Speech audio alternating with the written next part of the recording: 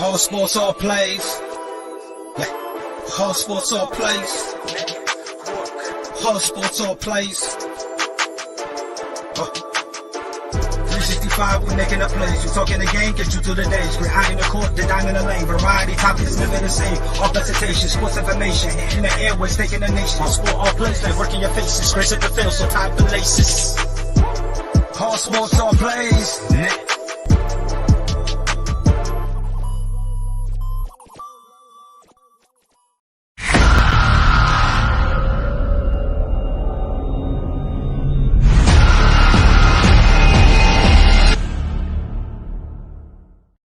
Good morning, good morning, good morning. It is your boy Pride, joined by Dustin and Jay McLovin. This is another episode of ASAP in the Morning, where we are idiot free.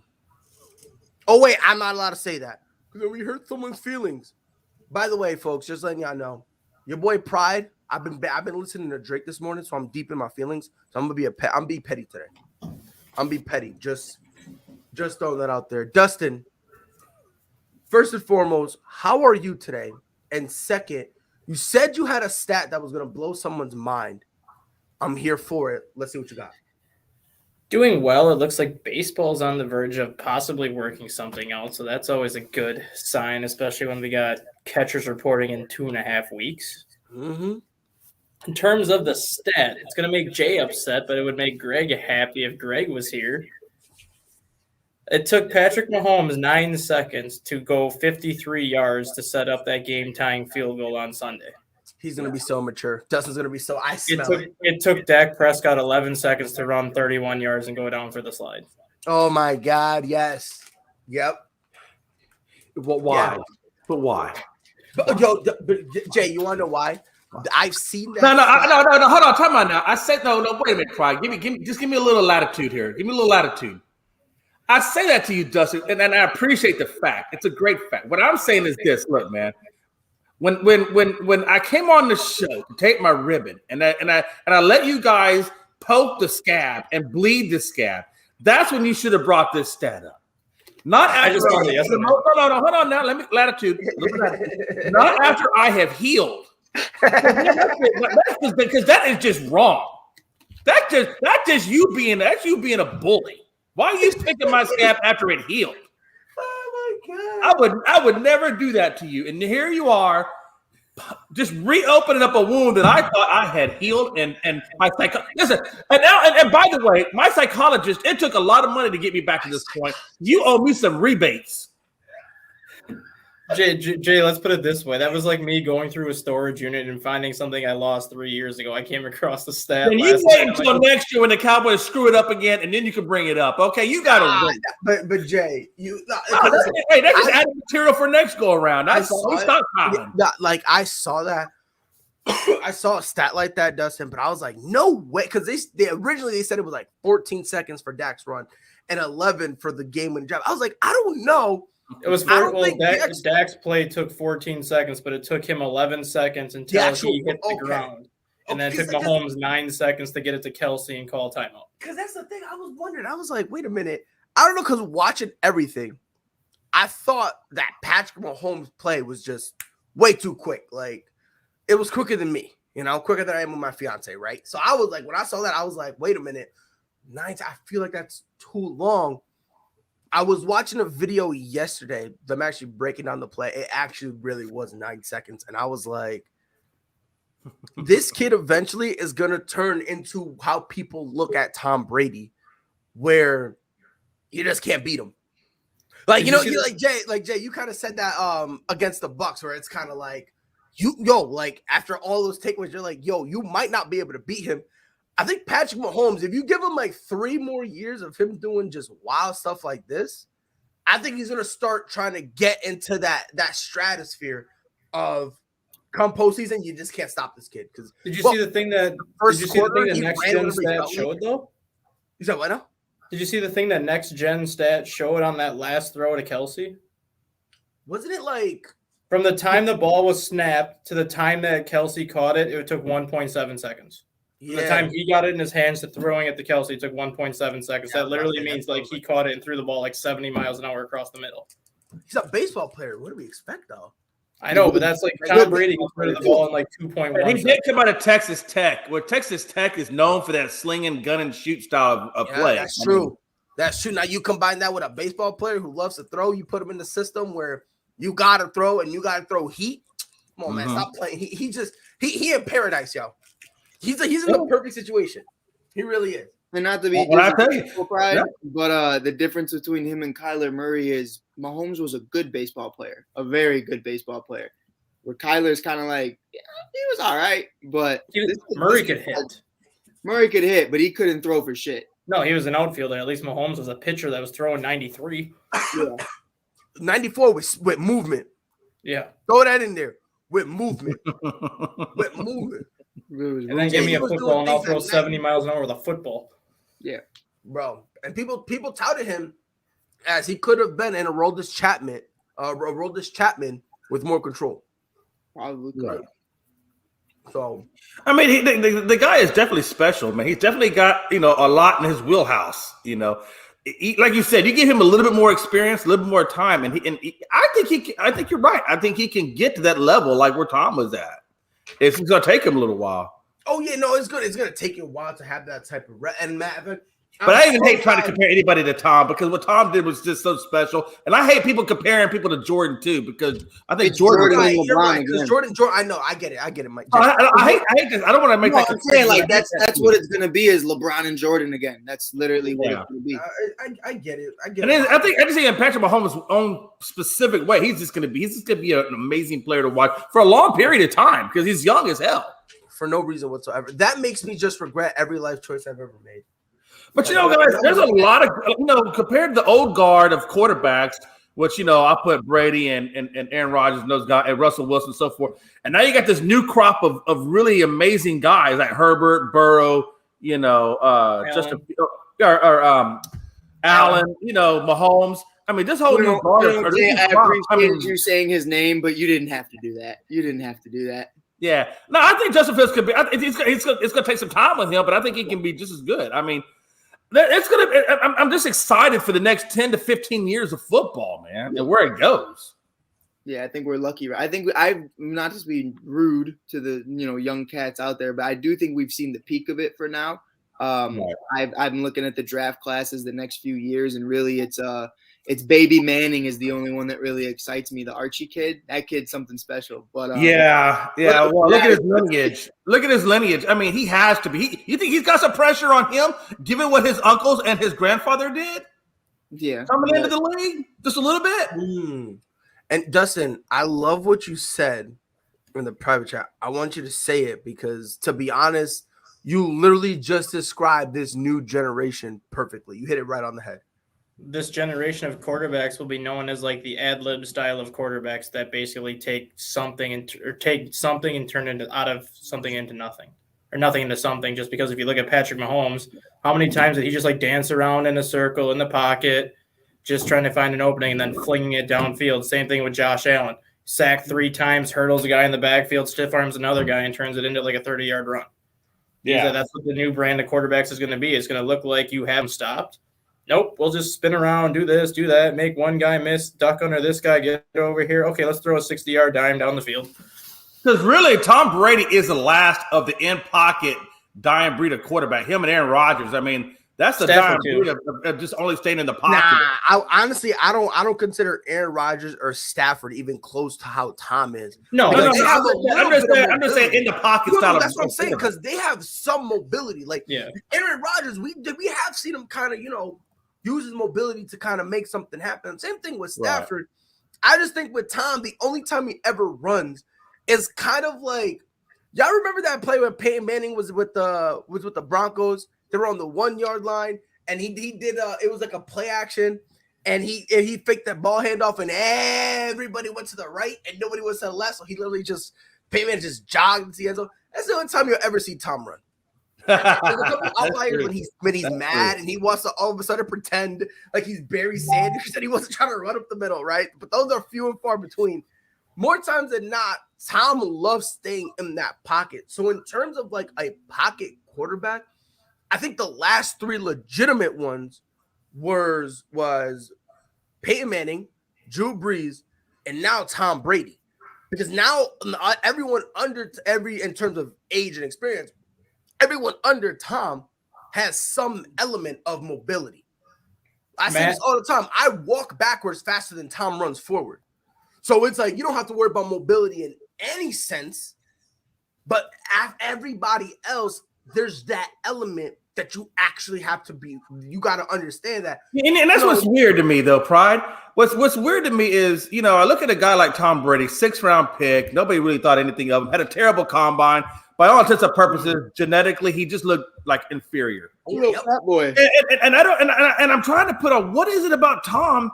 Is it his competitiveness? Is it his IQ that makes him the GOAT? Like, where is the GOAT? I mean, and obviously he's the GOAT. I'm not saying he's not the GOAT. He needs the GOAT. But, I mean, like, there's so many other guys out there that have good IQs. Like a Peyton Manning has great IQ for reading defenses. Right. Or even a little bit better genetically than Tom. But yet Tom just finds that way to win. What is it? Is it and I got to believe it's the competitive desire and the IQ that makes him the GOAT. Well, and it's those two. Now, obviously, I'm speaking as a fanboy because Tom saved me from a dark, dark time. You know what I mean? When I started getting into football, I just happened to stumble into a dynasty. How I get me a Tom? Like, what? How do I get myself a Tom? Pride, you gotta Pride, you gotta call me after this. We gotta. How do you get Mike? How do you get yourself a Tom? You have the Chicago Bears. Hold on. We got someone triggered. Hold on. Tom is a cheating goal. I just want to throw this out there real quick because I love when people say this. And what about it? If you cheat and if you get caught cheating and get away with it, you win. Anyone here watch wrestling like back in the day? Yeah, Jim Hacksaw Duggan. Oh, that's way too far back. That's way too far back. Williams. Way too far back. Way too far back. Oh, okay. I'm not talking about the Ultimate Drag or the Ultimate Warrior. I'm not talking about Ricky the Steamboat Drag. I'm not talking about Ric Flair before Jay going back to World War II days. Get out of here, Jay. Hey, you know what though? But that just shows my age compared to your age. When what you say is way back. Yeah, but here's the I'll tell you what Abraham Lincoln said, and you're trying to tell me what Steve Bezos said, and I don't get it. Hey, listen, I was at the Emancipation Proclamation. I was at the Underground Railroad with the different placards telling the slaves which way to. I remember all that shit. But here's the thing. Here's what I will say about that. And Dustin actually said a perfect thing. Do you mind if I say this, Dustin? What you're talking about in the chat? You meant? No, so this is what Dustin said, which again was one of the points I was going to say. If any of the 32 teams could do what New England did, first and foremost, and get away with it, they would have done it. You don't believe me? When they did the investigation in quote-unquote Spygate, 20 other teams got caught for doing it. Yeah. Nobody wants to talk about that, though. Deflategate. You know who else deflated their balls? That same year, might I add? Aaron Rodgers. Drew Brees. Ben Roethlisberger. The same dudes who, when asked about it, said, I prefer my ball to be on the lower end of the PSI system. Now, was the ball really deflated? I don't know. I can't touch them. But here's my point on that. Why would the Colts wait until after halftime to say something? After you're getting mollywopped to say something. At the time, they had Andrew Luck, who played football in Stanford, who played enough football on the Colts to know, hold on, ball feels a little flat. I'm not a professional football player, but when I go and play football, and somebody throws me the ball, first thing I do, same thing with a basketball, I feel it. Yeah. Every time. If I could know when the ball is flat, the Colts have no excuse whatsoever. Especially now, again, I don't know whether or not it was flat. I don't know. I can't say yes. I can't say no. But you can't sit there. Oh, by the way, it's not. I don't know when people say this. I thought cheating was cheating, Damien. Wrestling is predetermined, but the actions they do still require skill. But here's the comparison. It goes to my second point. Anyone here familiar with Eddie Guerrero? You tell Nick Foley that stuff's fake. I remember seeing Nick Foley when he was blooded out. You know who you want to tell that to? Tell that to Vader. Did you see that interview with Vader when he was with the Undertaker? Some dude said it was fake and he slapped him right there. I was like, woo! I was like, yeah. I was like, woo! But here's the comparison. If anyone knows Eddie Guerrero, his 3 rules: we lie, we cheat, we steal. Thank you. Somebody literally just said it. He lied, he cheated, and he stole. And guess what? Oh yeah, if you're not cheating, you're not trying. Yeah, that's what they always said. And again, everyone in the league has done it. Now, obviously, when you're the team, like for instance, when the Saints got caught with Bountygate, let's be fair, there were multiple other teams doing the same thing. However, they since didn't the pay their Saints players were to do it. You said what happened, Justin? There are other teams doing what the Saints did, but those other teams didn't have a coach paying them $50,000 to take a player out. Oh, well, I thought I saw something. There's cheating in all sports, on all realms and all levels. It just is. I thought there was somebody who was paying them for the other team outside of the Saints. No, it was just Greg Williams. That's the reason why the Saints got in trouble for it, because Greg Williams was giving players a $50,000 bounty, basically. The other teams were just doing it for the heck of it. Man, I probably misread the thing I was reading because I remember I saw a video where someone broke down the bounty gate, and I looked at it and they basically was like, oh yeah, other teams did it, and I looked into it. I could have sworn I saw something, but again, when it comes to Dustin, I learned this lesson already. What Dustin says, it's as good as gold. It's reality. It's the truth. So Dustin, understand, I'm not questioning your authority, kind sir. I'm not. You win. All right. Don't. Because Jay, I know what he's gonna do. We're gonna move on to the next topic, and I'm telling you, he's already got another stat for you. Hey, listen, this guy. I firmly believe that he walks around with about 50 stats in his pocket, so that any given moment he can just whip it out. Like he's like a ninja. They got different stars. They just throw stars at you. So the show starts at 10 Eastern, 9 Central. I'm positive Dustin is up at 4 a.m. Just memorizing every stat. I knew it. Yeah. I knew you wake up every morning because what's it called? There's some guys out there who say if you want to get smarter, when you wake up every day, just open up the dictionary and just pick 3 random words and just memorize those definitions and then try to use them throughout the day. That way you can be a little smarter or whatever. I feel like Dustin, he has a dictionary. I feel like it's worn out. Some of the words are faded. I feel like he did that, so now he's bored. So now he's like, I need more. I need more knowledge. I need to go to the world. And like he just picks up. One day, Dustin's gonna come in with a horse riding stat. Yeah. And when that happens, his favorite superhero was Cerebro. That's this dude, Cerebro. If I had to give him another name, it would be Cerebro. Yeah, and look, and this is honestly, I could imagine Dustin doing this. Dustin be walking and see a taxi and think how many taxis come past every minute. And then before that, he actually breaks it down mathematically in his head, where like he already has a prediction. What do you mean? What do you mean? Downtown Chicago, there's a taxi that passes you every 37 seconds, stops on the corner every minute and 18 seconds. And this is real life. This is not fake. This is not fake. This is not fake. That is not something he just made up. I can tell. No, that's valid. Dustin, at this point, if I ever meet you in real life, Dustin, the first thing I'm gonna do is get a stick and poke you and see if you feel it. I'm pretty sure. Pause. Yeah. Pause. A good pause. As I said it, and then I was like, whoa. I was like, whoa, Skip. I was like, well, what do I mean by that? But I want to see if you're real, Dustin. I want to see if you're real, man, because I swear to God you're a computer.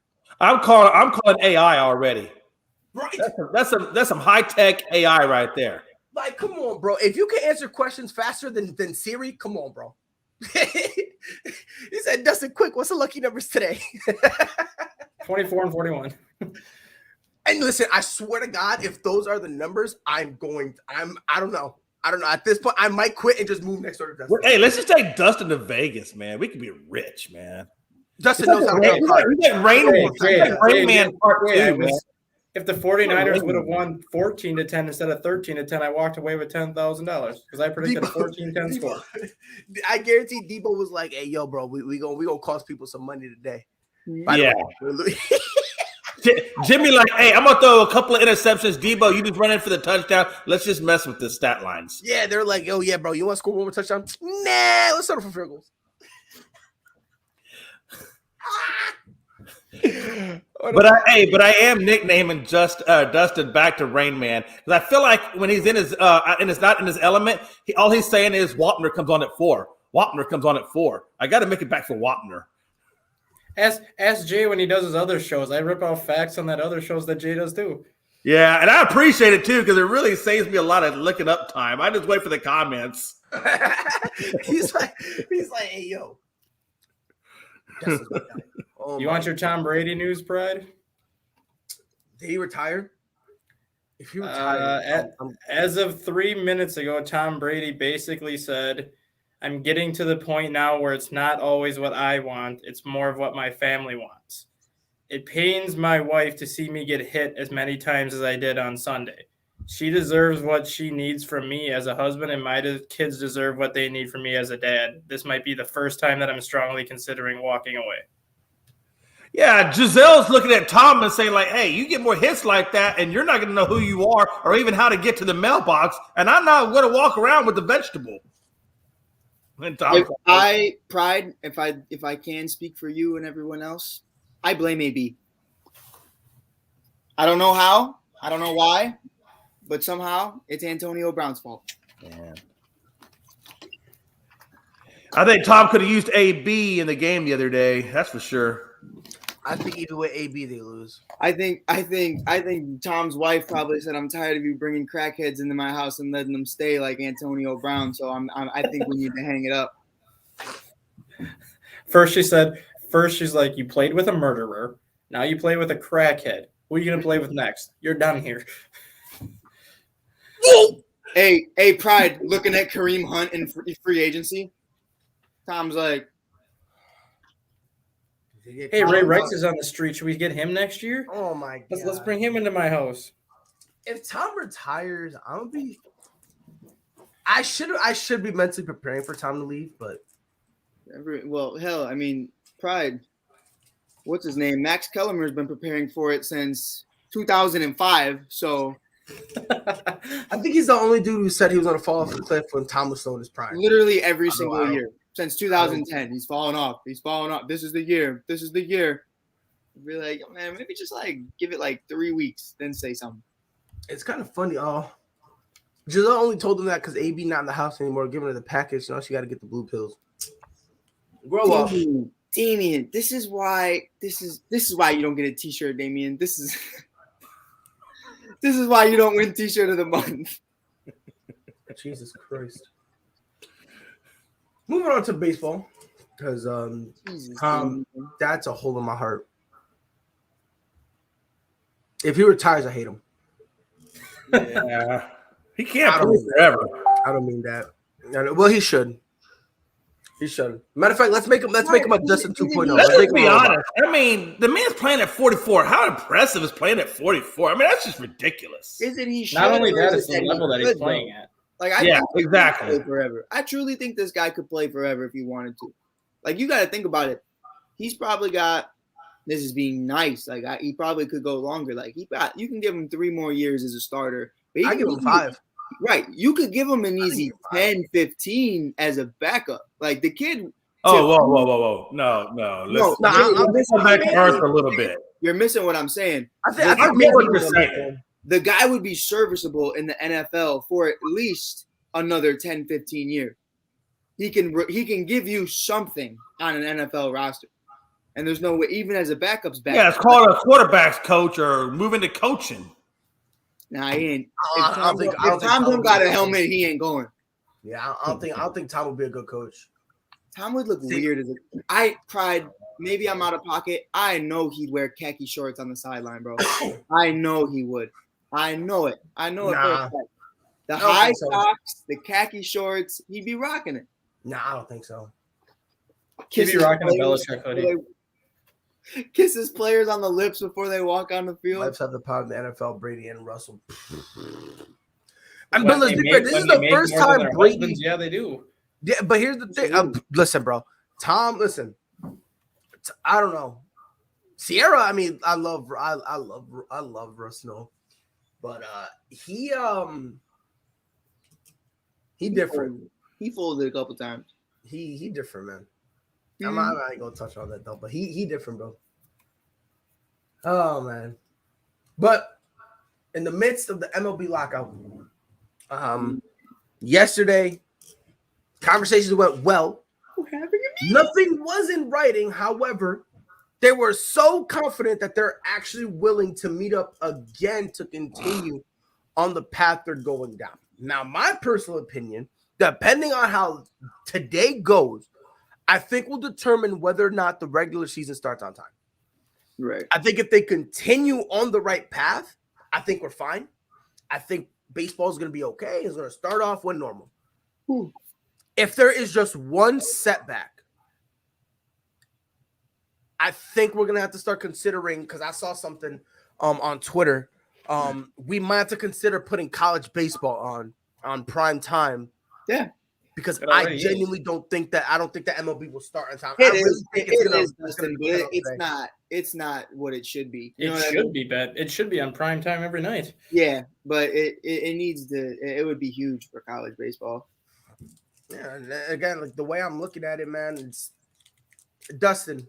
Do you agree with me? Do you think like this is a very pivotal meeting, or is your mind already made up on when the season is going to start?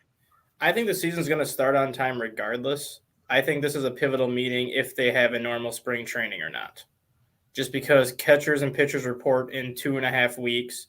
The week after that, the rest of the team reports, and the first official spring training game is a month from Friday. It's in February. February 28th is the first spring training game, which is a month from Friday. So then you have 5.5 weeks of spring training that leads into the regular season. I could see a scenario where instead of playing 30 spring training games, which is what they do now, they cut it down to 15 and get basically 2 weeks of game action in, but then still have a month of spring training. So instead of pitchers and catchers reporting February 10th, they report March 1st. March 1st through March 14th is basically your conditioning period. And then you run spring training March 14th through March 29th, and the regular season starts, I believe, on the 29th or the 30th. They can't afford not to start the regular season at this point. Losing spring training games is one thing, just because after 20 games anyways, the last 10 games are pretty much all minor league games anyways, to give those minor league guys some work. So just cut the workload down for the ones that you know are going to make the team and just get them their 2 weeks of work that they need. And let's be honest, I think baseball knows that it was really hard to come back from the last time that they had a strike. And I think that they realized that their popularity, but I'm saying I think MLB realizes their popularity among the big three sports is very declining. And you have to take into account. I don't think baseball. Yeah, I don't think that baseball is going to allow that the regular season games not to be played, because they want to keep the sport alive and make sure you had no fans in 2020. The first 6 weeks of the season last year, most stadiums had limited attendance. So you're going on 2 full seasons now without full revenue coming in. They can't afford to go another season without having a chance at full revenue. With these contracts they're giving out to these guys. Yeah. The big $300 million contracts that they're handing out. I mean, that's why they can't afford not to start on time. If COVID didn't happen, I think this strike would have went as long as it could have. But they're not willing to go 3 years of it. So they can't afford that. They know they can't afford it. I think they're willing to mess with the spring training, like Dustin said. I think they're willing to deal with some spring training, but they're not. But this will get resolved some way, shape, or form. And I think this works to the players' advantage because I don't think it does. Yeah, no, the players.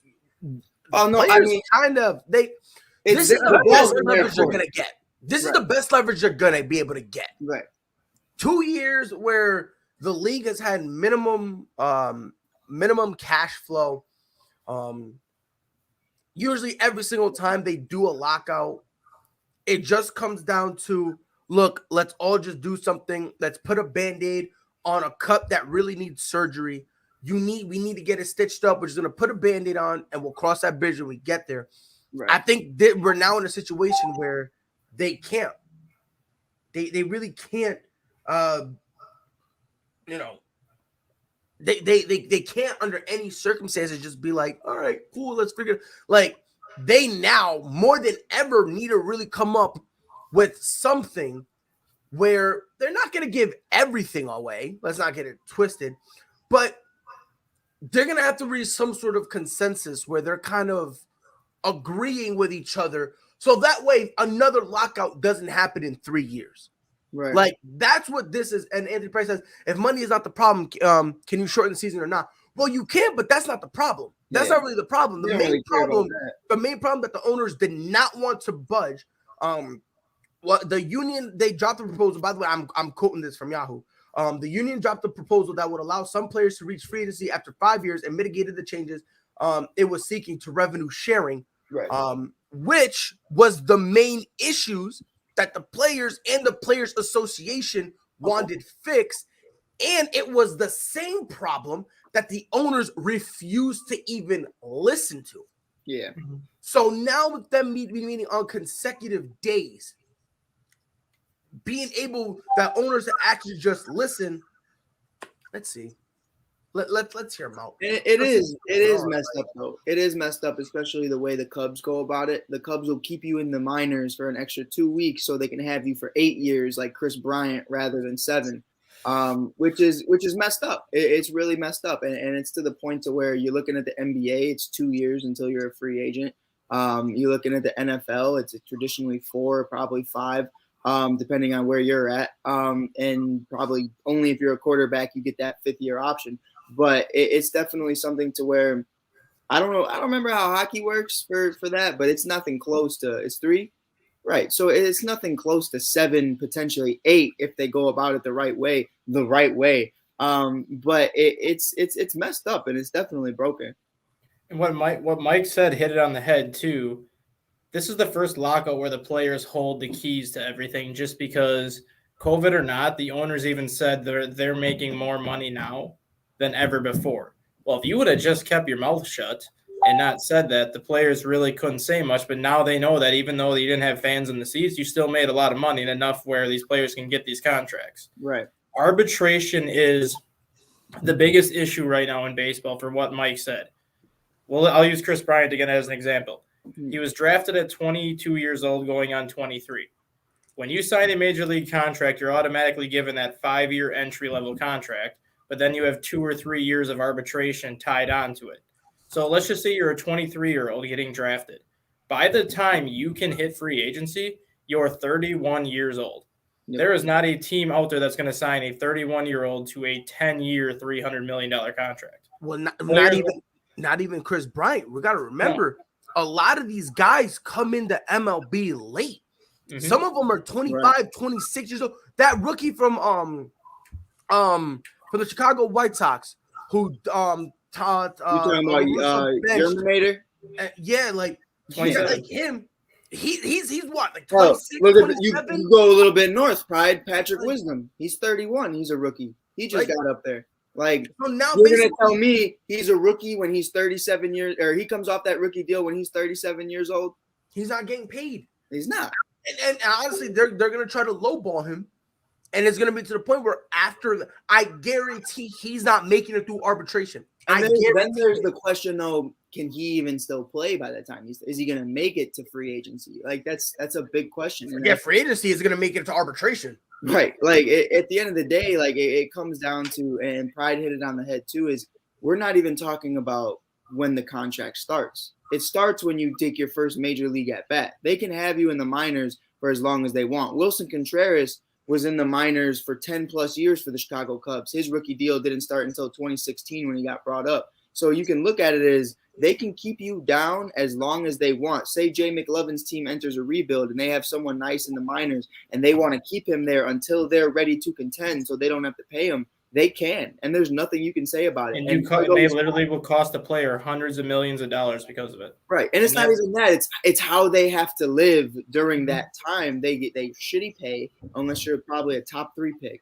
and you have to look at it from that perspective and say, like, these guys are sitting in the middle of Bumble Hell, Iowa, just living their life in AAA, and they're trying to make big bread, and it's holding them. You know who Cole Roeder is, right, Mike? Yeah. Did you hear the story that he came out with last year, or like read about it at all? Nah, I heard about it. He was the Cubs' Cubs' second round pick in 2018. So he got like I think it was like a $600,000 or $700,000 contract spaced out to the 7 or 8 year period. He's making $21,000 a year in low A right now. Can't even afford an apartment. Can barely afford his car. He sleeps in his car when he's at home.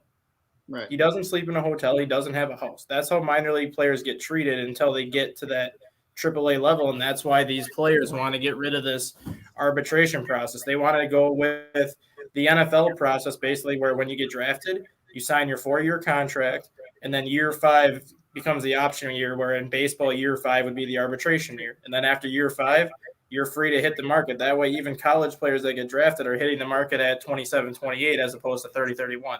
It gives them that extra 2 years to try to bank on that one big contract that they may never see again. Right. I don't know. I just Free Cole. I don't think it's gonna matter. I don't think it really will. I think at this point we're kind of in a situation where, excuse me.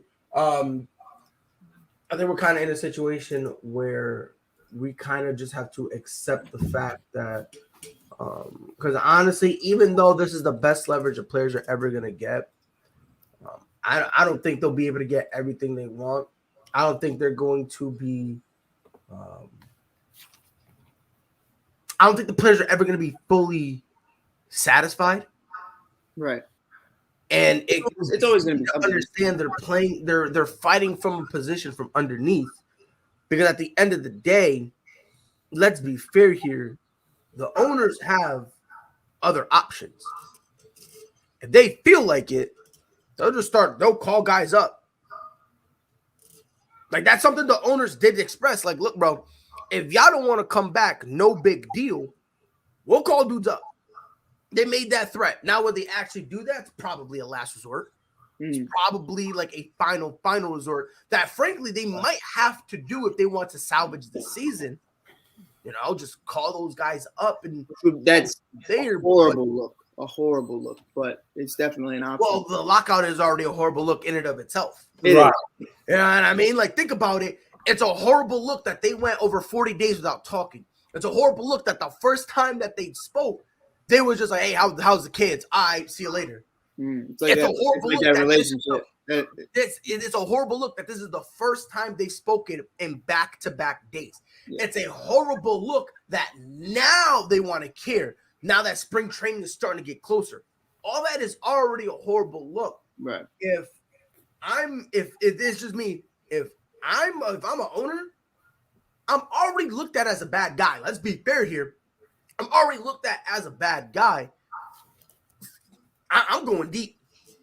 I'm going balls deep. That's just me. I'm going deep. I'm gonna be like, bet if this is how it's gonna be, and it is what it is, and go from there. And if they don't like it, call dudes up. I mean, let's be fair. Like, people want to talk about, it doesn't look good, but we got to take this into consideration.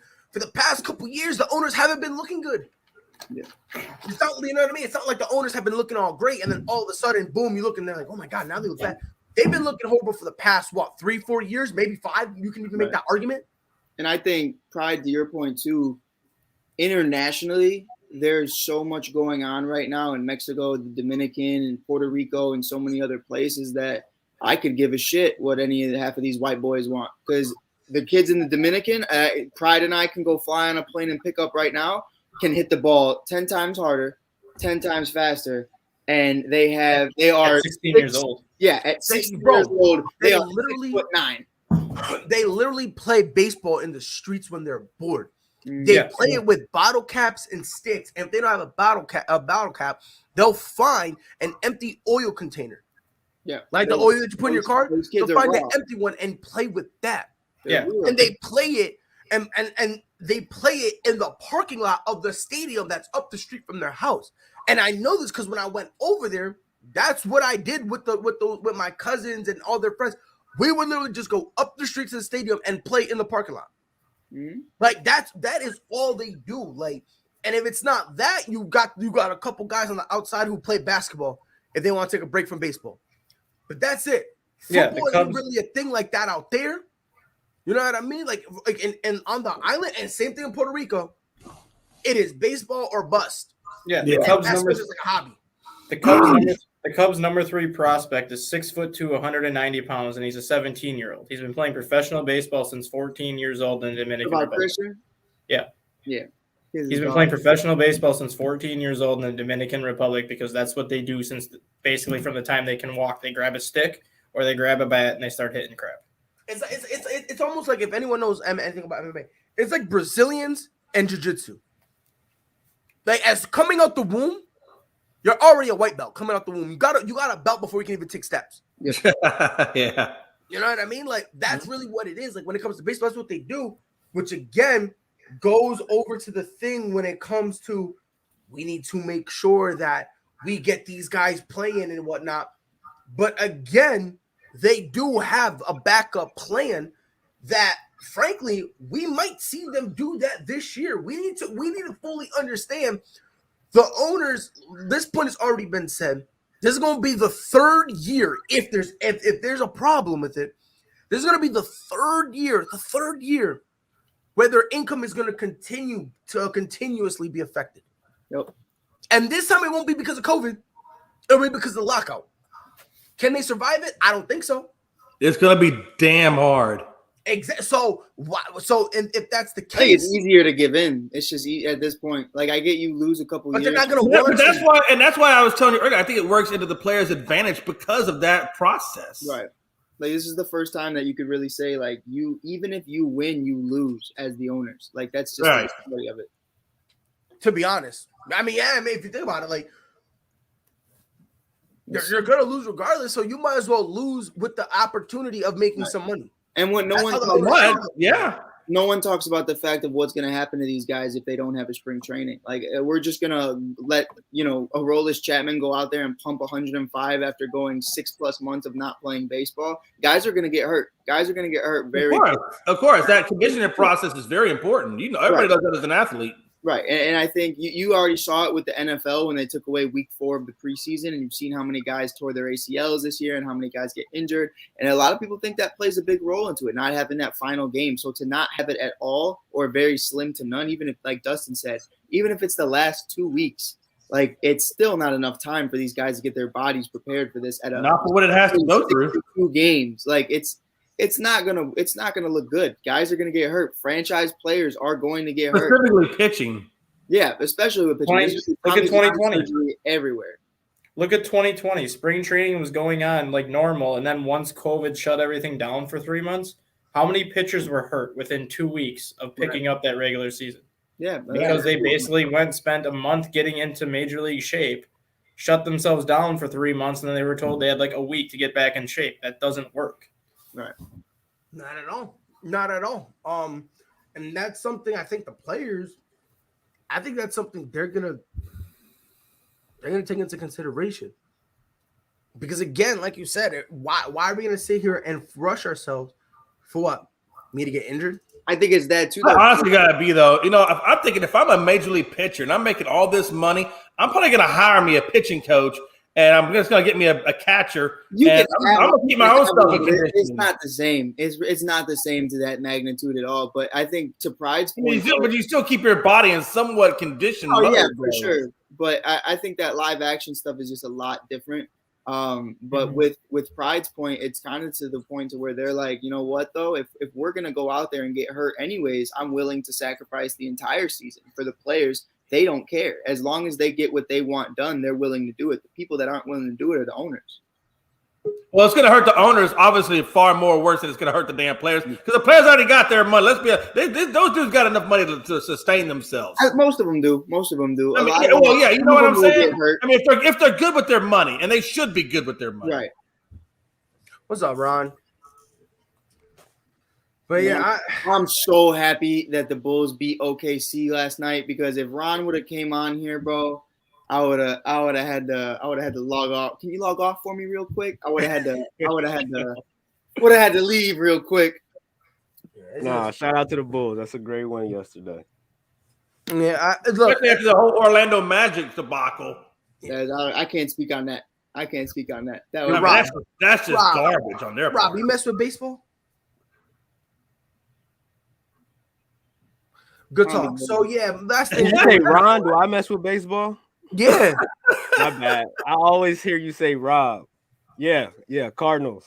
Well, in all honesty, Pride has a really hard time pronouncing his N's and B's. They sound a lot alike, so you just got to go with it. Not 100%. I also have a difficult time pronouncing respect. So, it is what it is. Ron, the lockout. They're meeting for the first time. For the first time, this whole lockout is the first time they're going to meet in consecutive days. Do you think today they continue on that right path, or do you think they just kind of start devolving again like animals? No. I love the MLB. I'm not really following what's going on in the lockout that much, but I love how the players union in baseball do not play when it comes to their paper. They're going to make sure they get their money. They're going to make sure that the contracts and the way they want things gets ironed out. And I love it. It's a model for all the leagues, how they handle business. I just like how the other leagues don't really need to do this. You know what I mean? Like a lot of other times it's kind of, little stuff here and there. But yeah. Actually do a lockout, you know what I mean? But to your point, Ron, it's a lockout. And guess what? The Play Association is like, we've been waiting for this our whole life. Exactly. We've been waiting every single time there's been a lockout. And Dustin, fact check me on this, but I'm pretty sure this is true. Every single time there's been a lockout, some change was instituted. Exactly. Some change was instituted in favor of the player. Regardless if they had to go back and revisit it, every single time there was a positive change for the player. So even though this is, it almost feels like this happens every year. But like I swear it feels like it. But it's very nice that the Players Association and the Players Union, they get stuff done. So now it's to the point where, like, if it happens, it is what it is. Who cares? Doesn't matter. Because at the end of the day, guess what? They're still getting things done for the guys that they're fighting for. What's really interesting to me is I hear the word minimum wage in baseball at $500,000, and I'm thinking like, damn, that's a hell of a minimum wage. And now they're talking about getting it up to $730 some. It's like a $200,000 increase is what they're trying to get. And I'm thinking like, boy, I wish I had that minimum wage. That's huge. I wish I was good at sports. Me too, man. Because it's buck wild, man. I mean, you think about it, if you're good with your money, just at a bare and basic minimal level, if you're good with your money, you can make $500,000 go nice. 100%. Now I think what the disparaging part is to y'all's, which I've already talked about, is where the pay is at in the minor leagues. That's where it really hurts.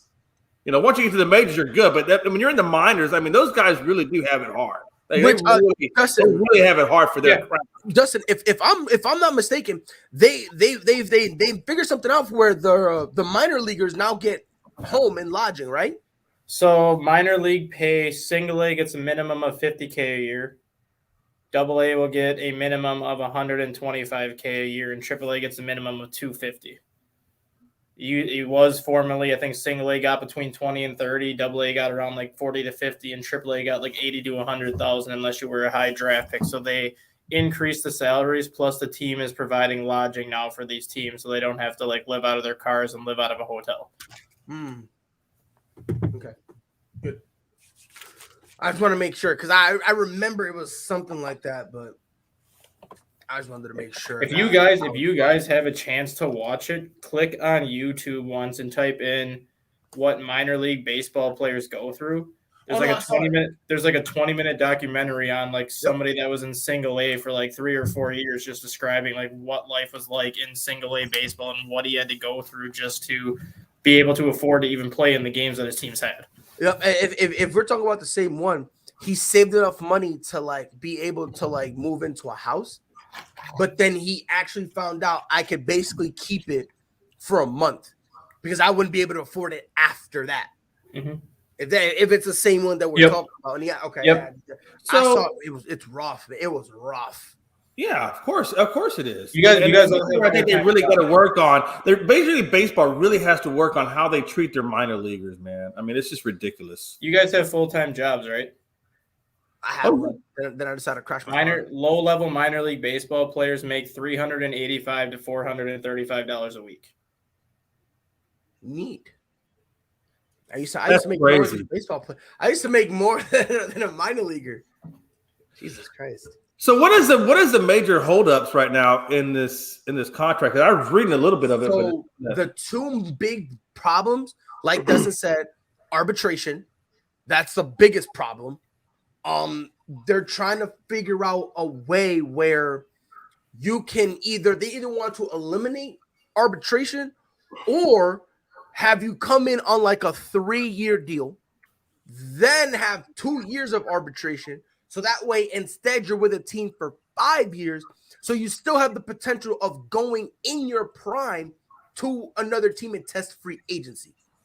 So that is one of the biggest things that they're looking for. Obviously, they want a thing. What was it called? About for free agents, Dustin, you probably know what I'm talking about. The free agency for guys 30 and older.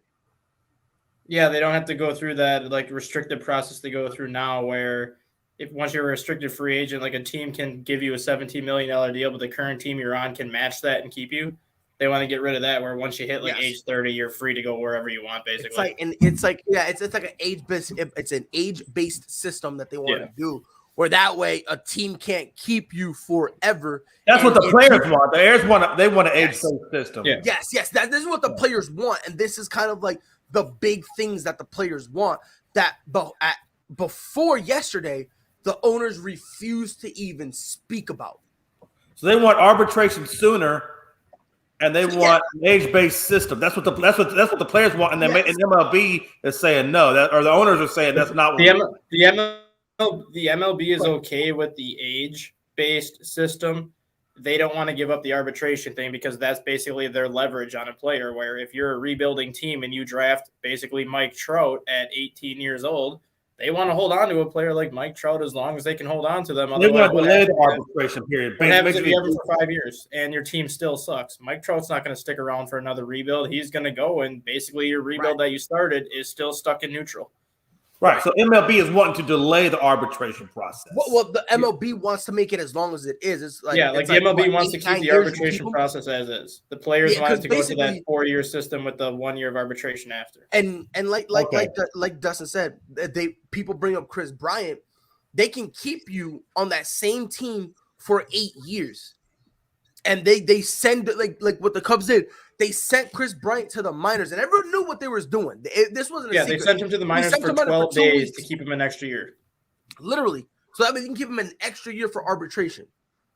And then when it's arbitration, because people don't really understand what the arbitration thing is, arbitration isn't you going to other teams, because that's a misconception about arbitration.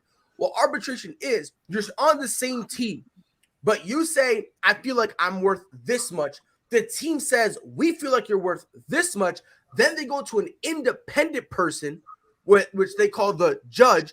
And then the judge decides how much money that player gets. Yeah, the arbitrator. Yeah. And they're the ones who decide. So let's say, Jay, you're and 95% of the time, the player always loses. Yes, 100%. It's that's why a lot of times, that's why you don't see a lot of guys really willing to test arbitration, and they just try to settle it before the arbitrational period, because a lot of them understand, I'm kind of hit. So let's say, Jay, you're a team and I'm a player, and I say, you know what? I think I'm worth $3 million this year. And the team says, nah, I think you're worth $1 million. We go to the arbitrator, and the arbitrator looks at everything, looks at the stats, looks at the situation, looks at everything, and then goes, nah, $1 million's good. And then you don't fight that. There's no fighting or nothing. You get paid whatever the arbitrator says, and then now you're stuck with them. So it's not like you can go explore other teams. You're stuck with that team for about 8 years. That's something the players kind of want to. They want to shorten the length of it, so that way. Because if I'm not mistaken, Dustin, please check me if I'm wrong. The rookie deals are about 5 years, with about 3 years of arbitration. So that's about 8 years where a guy who's stuck with a team he can't go nowhere unless a team just decides to trade him. So the players want a shortened arbitration, but Yes. Major League Baseball wants to keep it the way it currently is. Right, because The players they want more control over their career. Exactly. So what they Instead of being basically stuck into and I hate to say that for lack of a better word, purgatory or hell. That's what it is. Purgatory. It really is. It really is. The players want to go with the NFL format where it's a 4-year rookie deal with a 1-year arbitration. And honestly, the players are right. Major League Baseball has 20 rounds in their draft. Why do you need to keep all these players for 8 years when you're drafting 20 new players every single year? Exactly. That makes no sense. That's literally, that is, what is it, 100? It's like 1,600 players over an 8-year span. All those players can't remain in your organization for 8 years. So what's the point of locking onto these players for 8 years? If they want to leave after year 4, year 5, let them leave. You're going to be drafting 20 players later that summer anyways. Yeah, right. So, and on top of that, if it's that bad, the expanded playoffs is the other snag too. The owners want to go back to that expanded playoffs format that they did in the COVID season, and the players are saying no, which I don't think the players are going to win on that because the owners are going to bring in more money. Yeah, because the thing is, the players don't really care about the expanded playoffs, but they're saying no to it because they're like, hold on, time out. Why are we going to say no? Why are we going to say yes to you? And then the stuff we want, you're saying they no. want to use it as a leverage chip. Yeah, they're trying to use it as leverage because they don't really care about the expanded playoffs. They're cool with it.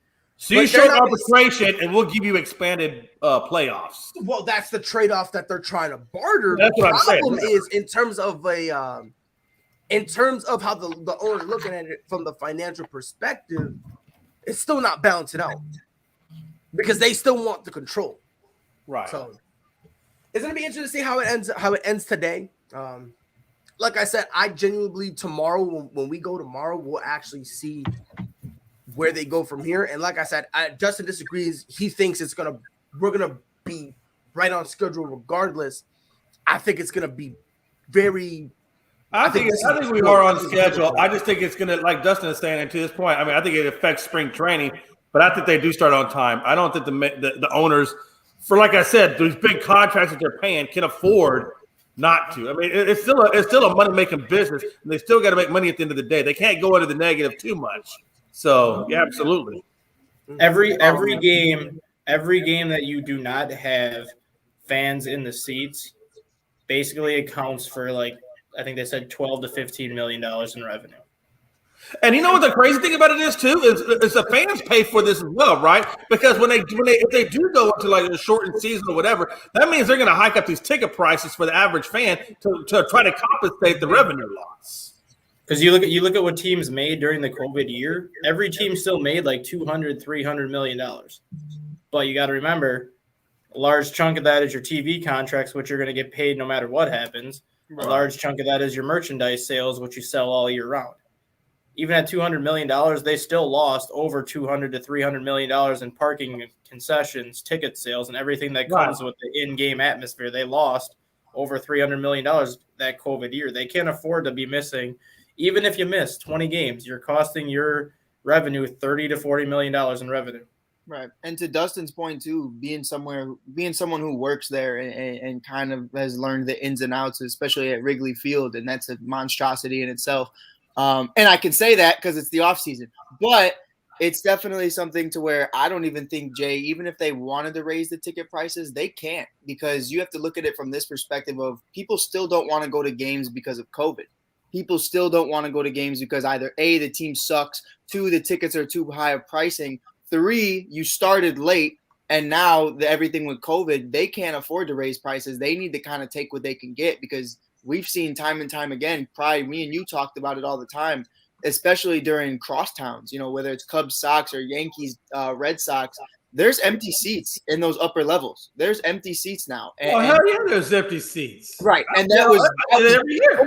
That's before you raise the ticket prices. So after, I don't even want to imagine if you're trying to sell a $100 ticket in the 300 level, how many of those seats are going to be empty?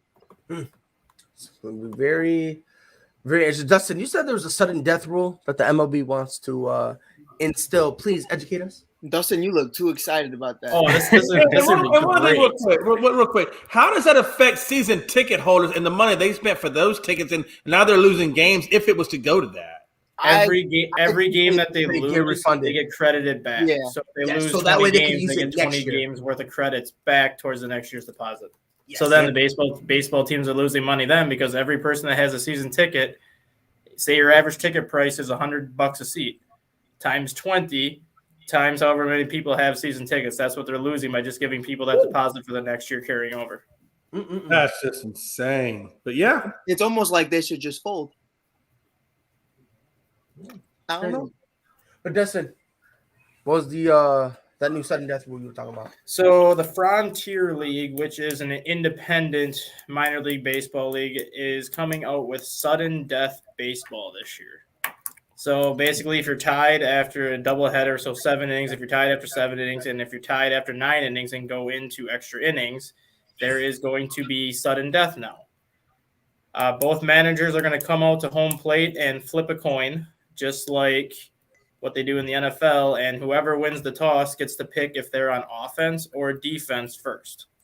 The team that's on offense first has a runner start at first base. So the team that is pitching basically has 3 outs to try to prevent that runner from scoring. If the runner scores from first, the game is over and the other team does not get to bat. But if the runner does not score, then the team that was on defense first does get a chance to bat. And this continues, I think they said, for 5 innings. And if it's tied after 5 innings, their plan is to do a sudden death home run derby where you pick the 3 best home run hitters on your team. You give them 3 swings each, and whoever has the most home runs wins. because aren't they kind of doing something similar to that when they had the runner on second when they went into overtime? Yeah, and but they from second to there, you won. But both teams got to bat if there was a runner on. Right, that's what I'm saying. That's the only difference. But I mean, it's almost kind of similar to that, though. Mm-hmm. I didn't like that crap either. Get it together. The home run, I guess you get a few extra kicks at the end of the game if it gets tied. Home run should be doubled. That's the main reason why they're doing it, because the stolen base aspect has been taken away from baseball. Bunting and moving the runner over has been taken away from baseball over the last 5-6 years. Which is dumb because when you do the overtime, you have a runner on second, you should be bunting. And nobody does. The third. And then you can fly out, and then in literally 2 pitches, you can win the game. Which is why they want to bring the sudden death rule into the equation, because now they think teams are going to start using more strategy, like bunting a guy to second, doing a hit and run and trying to bring a guy first to third. And some of those old school things that were really in full circle during the 90s when baseball was starting to make a comeback, they can bring some of those things back. And if teams start playing with more strategy in the extra innings, that baseball has a feeling that strategy is going to carry over into the regular game, where you'll start to see the hit and runs come back, the stolen bases come back, and all those little things that they teach elementary school kids and high schoolers that once you get to college, it completely goes away. Hell yeah. Oh, man, bro. Once I got to college, bro, it was like everything I grew up learning was a lie. Damn. So you either pump 95 or you don't. So Dustin, before we get to your the thing that you want to talk about this weird thing that NFL is doing, I've never seen the NFL so patient before when it comes to hiring their new head coaches and GMs and whatnot. It's so weird, scary, it really is. Before we get to that, I just saw something on Twitter. Sometimes I scroll through Twitter and to see what other people are talking about, right? It's a scary place. And I just saw something that I almost started laughing out loud, but makes all the sense in the world. So supposedly, James Harden hates living in Brooklyn. Yep. I guess homeboy's never been in a place with traffic. And he's also salty about Kyrie Irving playing part-time. Yeah. I done told That's because he's lazy. You said because he's lazy? He like, I want to be halftime too. Hold on, Ron. Wait a minute. Hold on. Let me just get this straight. You're going to call James Harden lazy because he's upset about Kyrie Irving's part-time status? No, I'm calling him lazy because he comes to start the season every year overweight and plays. No, not every year. It was 1 year. Every year, James Harden. It was 1 year. Hey, but Pride and I have had this conversation It too. was 1 year. Hey, that was a fat suit. He was fine.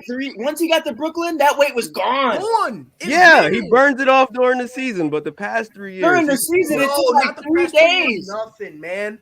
Listen, his final year in Houston. I'm telling you. James Harden just likes lemon pepper wings and strip clubs. That's all he wanted to do. Listen, Ron, I understand you're probably a Clippers fan, and that's why you're probably mad about Lou Will, bro. But this is not the same thing. This is something completely different, all right? James Harden came in overweight once. And I'm not going to defend it. It was horrible. It was horrible. He was looking like me. He was looking like me with cornrows, bro. You're talking about the year he wanted to be traded. Yes, the year he wanted to be traded. When he first came in and he was mad fat, then he went over, then he got traded to Brooklyn, right? Before that, never had a problem with weight. Hey, After that, never had a problem with weight. Would you so say I don't think it's fair for us to crucify him for that one time. Right. And would you say it was a good reason to be fat because he got what he wanted? Well, I wouldn't even go that far. I think he got fat because he was eating, but he wasn't exercising or anything. No, facts, he wasn't doing that. And he said it. He took some time off and enjoyed his money and didn't worry about the condition in life or aspects of it. Exactly, Jay. That's why I said he wants to be halftime too. But no, I don't know. I don't think it's Yeah, fair to call him halftime one time. I don't think it's fair to call him lazy when it's the first time it happened. Now, if it happened 4 or 5 years in a row where he would continuously come in, you would have a point. But it happened once, and per reports, he wasn't playing basketball at all. Nah, he was hanging out with little baby. Like, he wasn't doing nothing until he got on the court. Again, he was big. He was bloated. It was bad. Let's not make no debate. Let's be honest. Like, Harden made a mistake with that. Zion lives it. I mean, if we're gonna be honest, right? But here's the thing, Ron, and if we're gonna talk about lazy, that's turned down a beignet. But remember, when James got traded, in like a week, all that weight was gone. All gone. I'm just saying. Oh, I don't think it's fair for us to slaughter him like that. And again, if you want to criticize him for getting that weight, I get it. But again, Ron, we also need to be fair. We cannot pretend that this was James Harden for the past umpteen years. He usually came in on weight and was fine. We've never had weight. We've never in our lives have ever questioned James Harden's weight until he came in looking like the Michelin Man. Yeah. That's the only time he got rid of it, so you can't hold that against him, man. That's what I'm saying. It is what it is, you know. Exactly. He got okay. Hey, watch this. Okay, hey, Harden, you kind of messed up, but rein it in, and he reined it in, and let's just keep on moving. But I mean, to be fair, even with him getting that way, he kind of was balling out Houston. He was still hooping, bro. He was still hooping. Let's be fair to him. That's why hooping. Brooklyn traded for him, because he was still kind of hooping. He ended up losing the weight. Now, if it's like a situation like Ben Simmons to where it's like, well, you can say, well, this is just lazy year in and year out, or this is Zion to where you're fat year in and year out, that's a whole different story. But he was fat for 3 days, Ron. Yeah. Thank you for making my point, Mike Hughes. For 3 days, bro. But real quick, so dropping 25.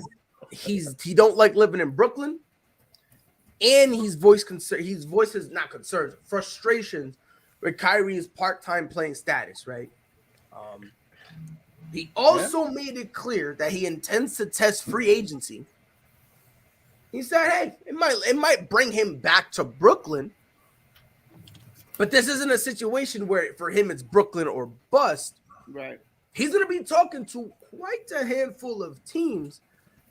And Dustin, I'm going to swing this to you. Let's say Kyrie continues to be, continue on his part-time playing status. Do you think that could end up resulting in James Harden kind of saying, forget all this, I'm gone, and then him leaving? First of all, if you don't like traffic, you picked the wrong city to go to. So let's just get that 100%. Out of the way. Yeah, let's be honest. This is freaking New York. I mean, yeah. Second of all, New York is like crazy over an issue with Irving's status. Either put up or shut up or leave. That's the status he was given. That's the status the Nets are going to hold him to, and that's the status he's allowed to play. If you don't like it, leave. Honestly, because I don't think Brooklyn's going to have enough time to deal with any more drama coming out of him if he even starts any. Who? Wait, who? Harden. They dealt with enough drama regarding Kyrie Irving and the whole vaccine situation where now that they have this resolved and now that Durant is going to be missing like extended time, if Harden really makes a big deal about this, saying that he's not happy with the part-time status of Irving and this and that, if he like kind of brings drama to the situation, I think the Nets are just going to move on from him because I don't think they're going to deal with it. I just want to put it out there. This is why I don't think Brooklyn wins a championship. I'm just putting that out there, man. I don't think they just don't have the full family environment, the full buy-in of everything. I think they're just always that one-off. They always got that one-off. It's kind of weird how we're talking about drama and trying to kick James Harden off the Nets like he's the reason for the drama. Oh, I agree. It's Kyrie. And Kyrie Irving has been really the main reason. Yeah. No, I agree. Irving's the main reason, but they've come to kind of a happy medium with Irving. They know what he can play and what he can't play. They know where he can play and where he can't play. So they've come to a happy medium, basically like, this is what we can get out of you, Kyrie. This is what you're going to give us. It's not like the Nets are happy about the situation, but it's the situation the Nets were given. It's the cards they were dealt, and that's how they have to play it. Right. I don't think they're happy whatsoever. I think it's just one of those things where, if, KD going down and all these other things, like your hand is kind of forced, like you said. And honestly, I was at the point to where I was all for the Ben Simmons Kyrie trade. I think at the end of the day, like KD could say what he wants, but at the end of the day, pride knows better than anybody. I know better than anybody. That man is going to flip like a coin. At any point in time, he can be anti-Kyrie. And sign off on a trade. And James is just being vocal about it, and he's the only one really being real about it. I think KD should have just stayed in Golden State, to be honest with you. I do too. I think he would probably. Honestly, I think going to Brooklyn, it was just opening up a can of worms. I don't mind him going to Brooklyn. I was fine with it, but I just think he should have made it. This is gonna sound like I'm a Kyrie hater. But it's the fact of the matter. He shouldn't have went with Kyrie. I agree. You know what I mean? Like, I think that Kyrie keeps that team from being cohesive. I don't think it makes sense though to what KD's trying to prove is what pride I think is saying. Yeah, Mike, correct me if I'm wrong, but you went from Clay and Curry to Kyrie and Harden, and again, it's like, what are you trying to like? You know what I mean? Like, he's trying to prove that I didn't need them, but now you need. But then you're getting two other top guards. It's like the message you're sending me is you can't do it by yourself. Yeah, it don't make sense. And the thing is, I don't care about you doing it by yourself. Right, and that's not a point no one can, but you're really going out of your way to get these guys. Don't sit there and tell the world the next place I'm going to, I'm going to do it on my own, and then refuse to go anywhere. You know what I mean? Like, when you go somewhere, Kyrie got to be with me. Like, right. You know what I mean? And then after that, you go to the office and have them trade for Harden. To me, it's just weird because it's like you're saying you don't need all this help. He's always said I'm anti-LeBron, and not that he doesn't like Bron, but he's like the opposite of Bron. He just wants to go out and hoop and all this stuff. And it's weird. He now is trying to do what everyone says LeBron always does. He always wants to stack the deck. It's just, I don't know. It's weird. He tells me he's the opposite of LeBron. Then he's doing but then he does the exact same things that LeBron did. It's just weird. I don't know. But then again, Kyrie is a weird dude. It's when your idols become your rivals, big dog. And he is a weird dude. Ron, please enlighten us. Explain to us why James Harden is a cancer and why Kyrie Irving is the messiah for the Brooklyn Nets. Jesus Christ. And I said, Ron. James Harden is a cancer because Ron, you just hate everybody. Honestly, you know what I think it is. I go ahead, Ron. Go ahead. That's a tough question to answer. No, you don't have to answer it. I'm just being sarcastic. James Harden is a cancer because he's really a sixth man that wants to be a superstar. What in the what? I'm just trying to answer the question. Let's hear him out. Hold on. Hear him out. All ears are on Ron. James Harden is not meant to be the superstar of the team, the number one. He's better as a 3 or 4, somebody that can come off the bench and bring electricity and scoring. I just was trying to answer the question. So here's the question: do you really feel that way? No. Okay, no, I don't think he's a 1. I'm giving you an F on your paper. That's an F. Oh, no, but you don't think he's a 1? That deserves an F. So, but by the way, when I asked you that question, I was being sarcastic because I saw the faces you were making. Oh, I read the sarcasm.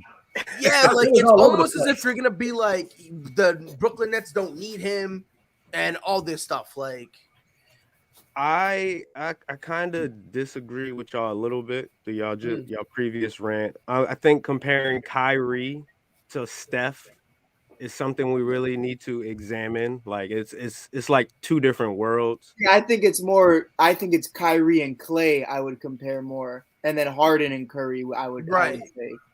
That's a little bit different. I mean, but I don't think it's like LeBron. And then you look at it compared to LeBron's second round at Cleveland. He went there because he had Kyrie there, and then he managed to trade to get Kevin Love. Same thing in Brooklyn. He put a trade together. Wait, really quick though, Ron. Would you take, not to cut you off, but I'm just trying to make sure I'm hearing you right. Would you take Kevin Love and Kyrie Irving over James Harden and Kyrie Irving? Because I'm thinking I would because they played better together. I don't know, bro. I would because they played better together. Well, Kevin was barely out there. That's why he played better together. But even when he was out there, though, they played better together. Like, that was like the perfect kind of inside-out combination with those two. Because Kevin Love could stretch the floor, but he also had the size to go inside. And Irving likes to drive and penetrate and like kick things out to shooter. Like, that was kind of that perfect mix versus Kyrie and Harden. They're pretty much this. I'm not going to say they're the same thing because obviously Harden, I think, is a better passer at some times when he can handle the point. But having 2 point guards on the court at the same time, I don't think always works. Yeah. Harden is listed as a shooting guard, but he does play point guard quite often. Point guard. And it really limits the perimeter defense. Yeah. Right.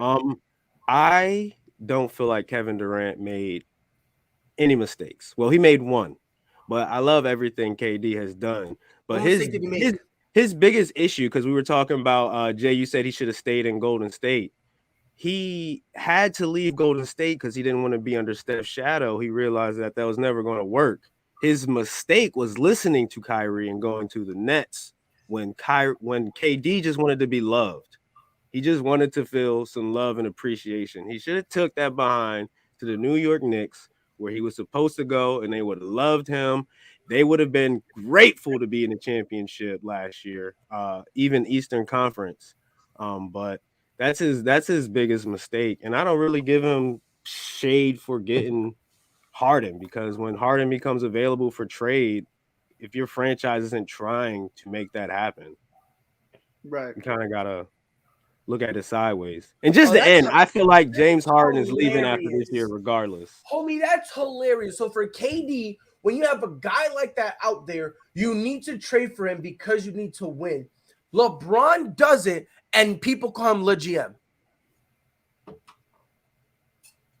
I got to be respectful because if pride is anybody, pride's a bad guy and pride's, quote, out of pocket. So let me shut up. Bron's never have a loyalty to a system, to a city.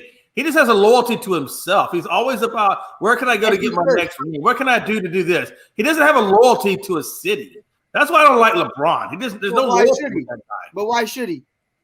He should, Michael. But that's it's the same concept. He's an island hopper. LeBron James is an island hopper. Whereas at least what I love about Jordan is Jordan never had to do that mess. He went to the Wizards. And neither did Kobe Bryant. The truly great players never had to do that. Kobe tried to leave. Hold on, no. Let me dispel this myth. That's not a myth. It's fact. I'm gonna dispel it. MJ played for the Wizards. Yep. That was way after his prime. That doesn't matter. Doesn't matter because if he was so low, that was way after, and that wasn't even really that wasn't even really to get a ring. I really think that was just to help his team get a head start. He still played. If he's so loyal, but come on, Brian. You know that's not the same. If he was so loyal, he wouldn't have taken that Wizards job. And B, if he did think he would have quit and suited up for the Bulls. And But he wasn't originally talking because he was trying to get upper level management. He wasn't necessarily really trying to go to be the player. Hold on, but you're killing Bron for being an island hopper. He is an island hopper. MJ left the Bulls, worked for Washington, then hired himself, then now owns Charlotte.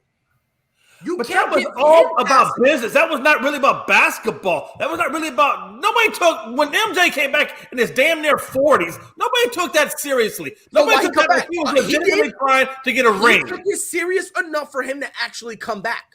You can't tell me no one. I think he did that to help out the team in which he was trying to build. Let me ask you something, Jay. Did he play?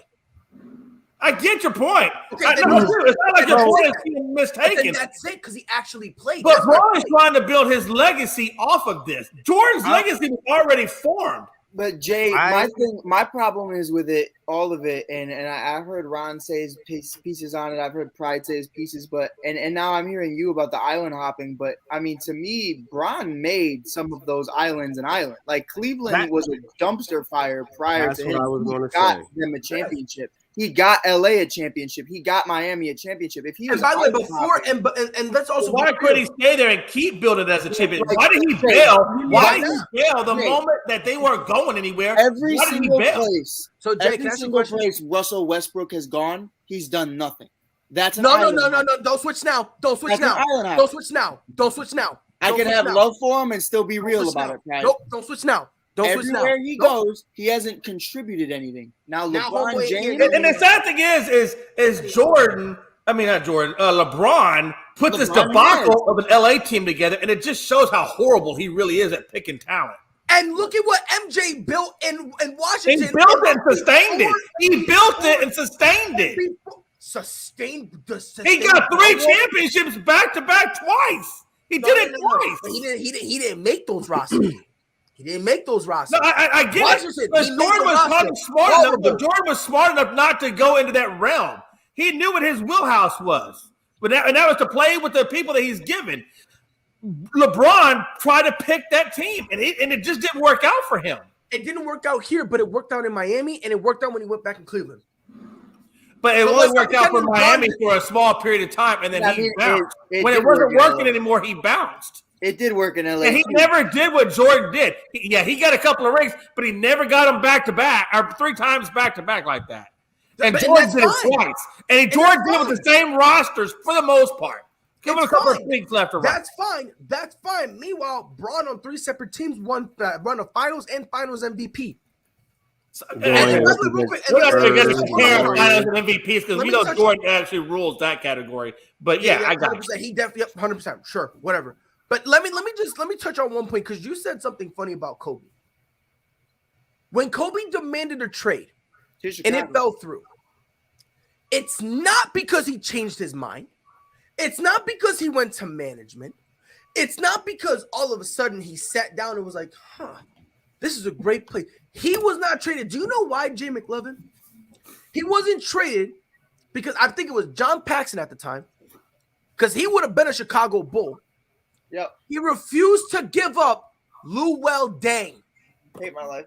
So we need to stop pretending Kobe. Yeah, but and I get that, bro. I get that point too. I get that point. Because you're trying to pretend that Kobe was this 100% loyal dude, and he was gonna bounce. But again, if you he was loyal for the most part. He was pretty damn loyal to LA. No, because when it was a tipping point, he almost left, and the only reason he left not because he changed his mind, because the other team didn't want to give up Luol Deng. I get that. And mind you, I've been on record saying this: loyalty in sports is the most overrated thing ever. This is the same reason. It is kind of credible to your no, it's not credible at all. If you can build it there rather than having to go to other places. I do think there's a little bit to that. It doesn't ruin your credibility. Because guess what, Jay? You're the same dude who was screaming for Damian Lillard to demand a trade, bro. Hey, look, I said, hey, listen, hey, I get that. And but I don't think I still think that it hurts. Does that mean Shaq was bouncing around teams? Does that mean he was any less dominant? Shaq been everywhere. When Shaq left, Miami is probably the only one he was dominant. After Miami, he went to the Celtics, he went to Cleveland, and he was garbage at both of those places. But I'm asking you, Shaq stayed in the league too long. But what he did prior to that, does that make it any less dominant? Chris Paul, every time he left the team, does that make him any less of a great player? But we're also talking about legacies between those two guys. We're only comparing those two guys. No. Because nobody's saying that Chris Paul is the elite player of the NBA. No. All the way around. But what I'm saying, it's still an all-time great player. But what I'm saying, we're talking about just because a player leaves a team doesn't mean we need to sit there and say that's a knock on your legacy. Chris Paul tried to get a knock on your legacy. I think it's a knock on your legacy. I do, man. I think if you can win. I think if you can win 3 championships twice back and back-to-back order like that, that's an impressive feat because nobody's ever done that. What did he do before that? He did it all with the same city. But what did he do before that? He went what? What do you mean, Jordan? Before Jordan got those 6 rings, what we need to stop pretending he only played 6 years. No, but he built it. He built it when he went there. Chicago was nothing. He stayed in Chicago to that team. Jay, I love you. I call you my uncle. I call you Unc.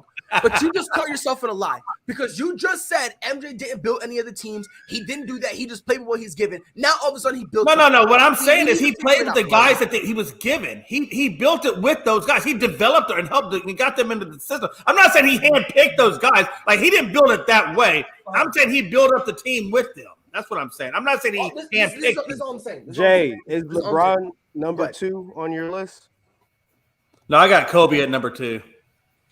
Is he number? I put 3? Bron at 3. To be honest with you, that's just me. That's not bad then. I feel like everything you're saying makes sense. Of course, when you got MJ at number 1, but the GOAT got back-to-back 3-peats. You aren't going to be able to top that ever. But exactly. But he did it with the same city. He did it with the same but city. I want you to admit that it's just a good of an accomplishment to be able to go to any city of your choosing, Miami, Cleveland, and LA, and win championships.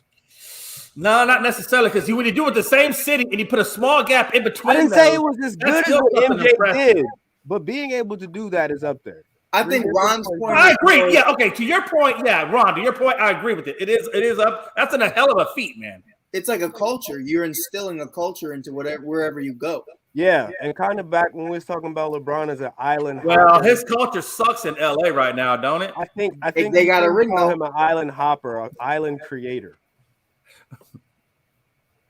I don't know, man. They got a ring. It's really one thing.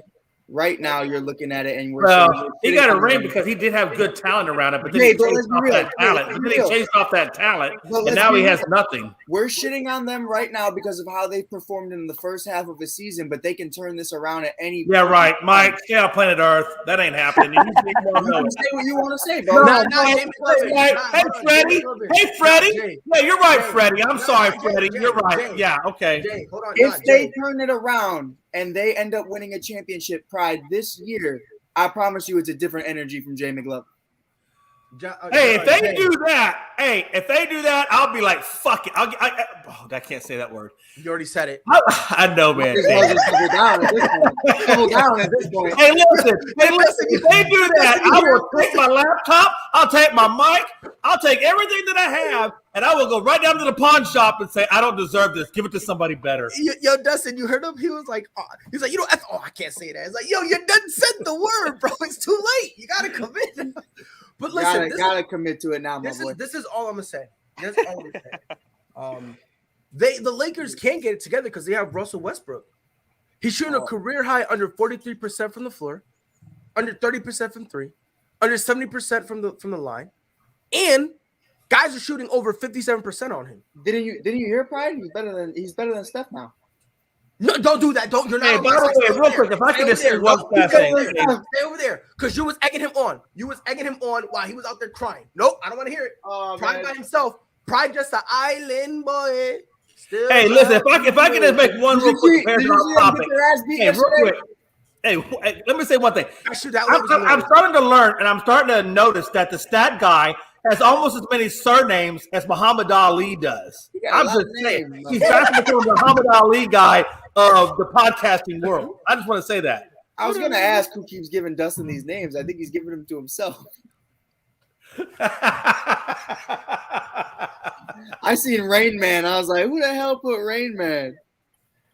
Well, I mean, Jay's the one that called me Rain Man, and then somebody Yeah. added that in. Hey, there. no, every reference that I give Stat Guy is all just it's all like just comparisons to what he is. He's like the Rain Man. He's like Siri.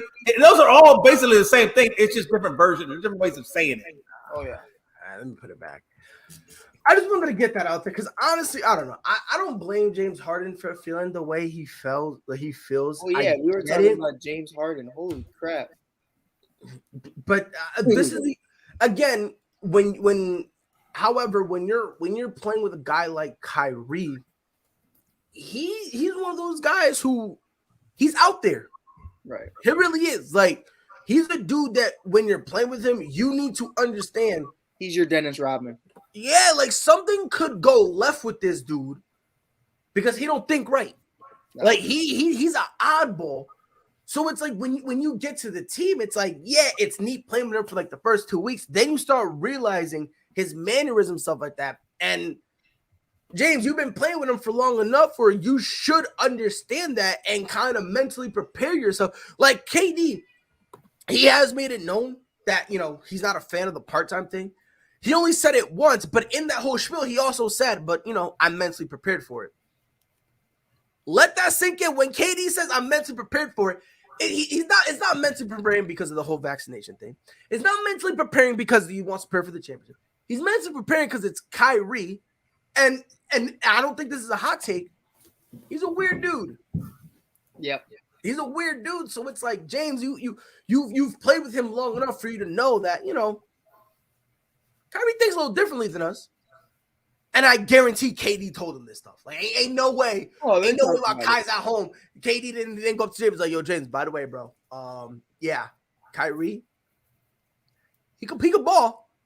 But he missing a couple balls up here, if you know what I mean, yo. Wow, I can't deal with this Kyrie slander, Pride. That's the how's it slander? Celtics But Ron, how's it slander? How's it slander? Explain to me. This is the Boston Celtics in you.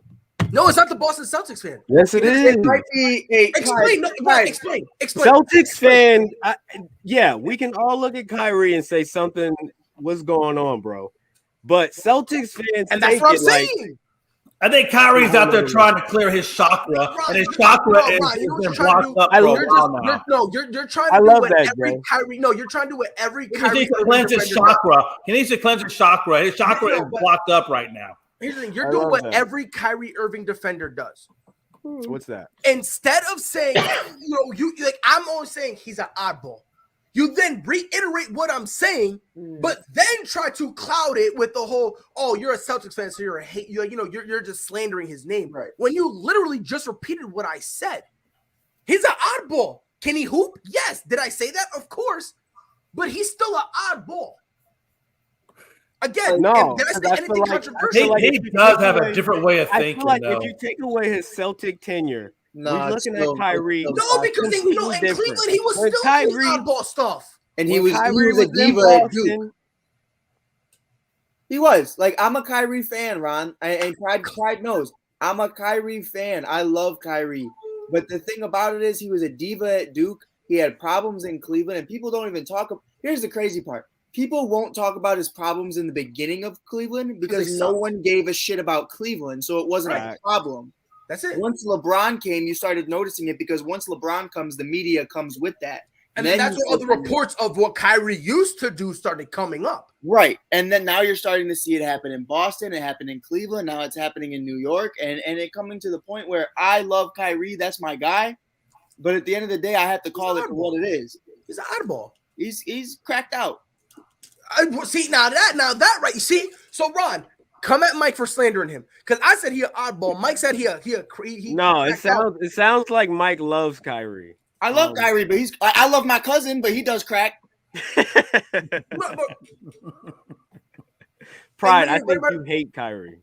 I didn't say Kyrie. I think Kyrie gets in Kyrie's own way. Yeah, but here's the thing. I don't hate Kyrie. Kyrie just his own thing. I don't hate him. However, if he does something stupid, You know what it is, You Pride? gotta call him out on it, and people don't want to for some reason. Pride, tell me if this is the perfect way I could put it. You think of it like a video game. We're all playing 2K.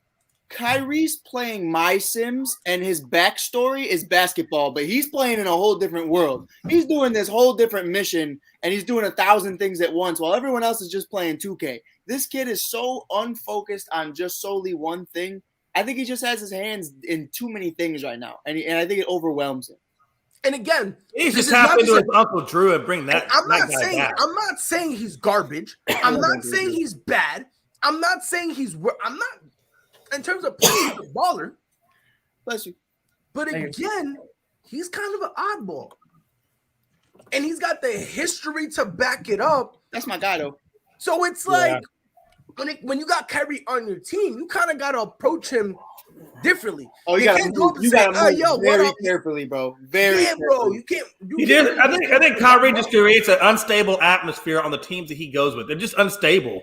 They can't get into that rhythm of playing because there's too many obstacles in the way. But it's just because he's just so different.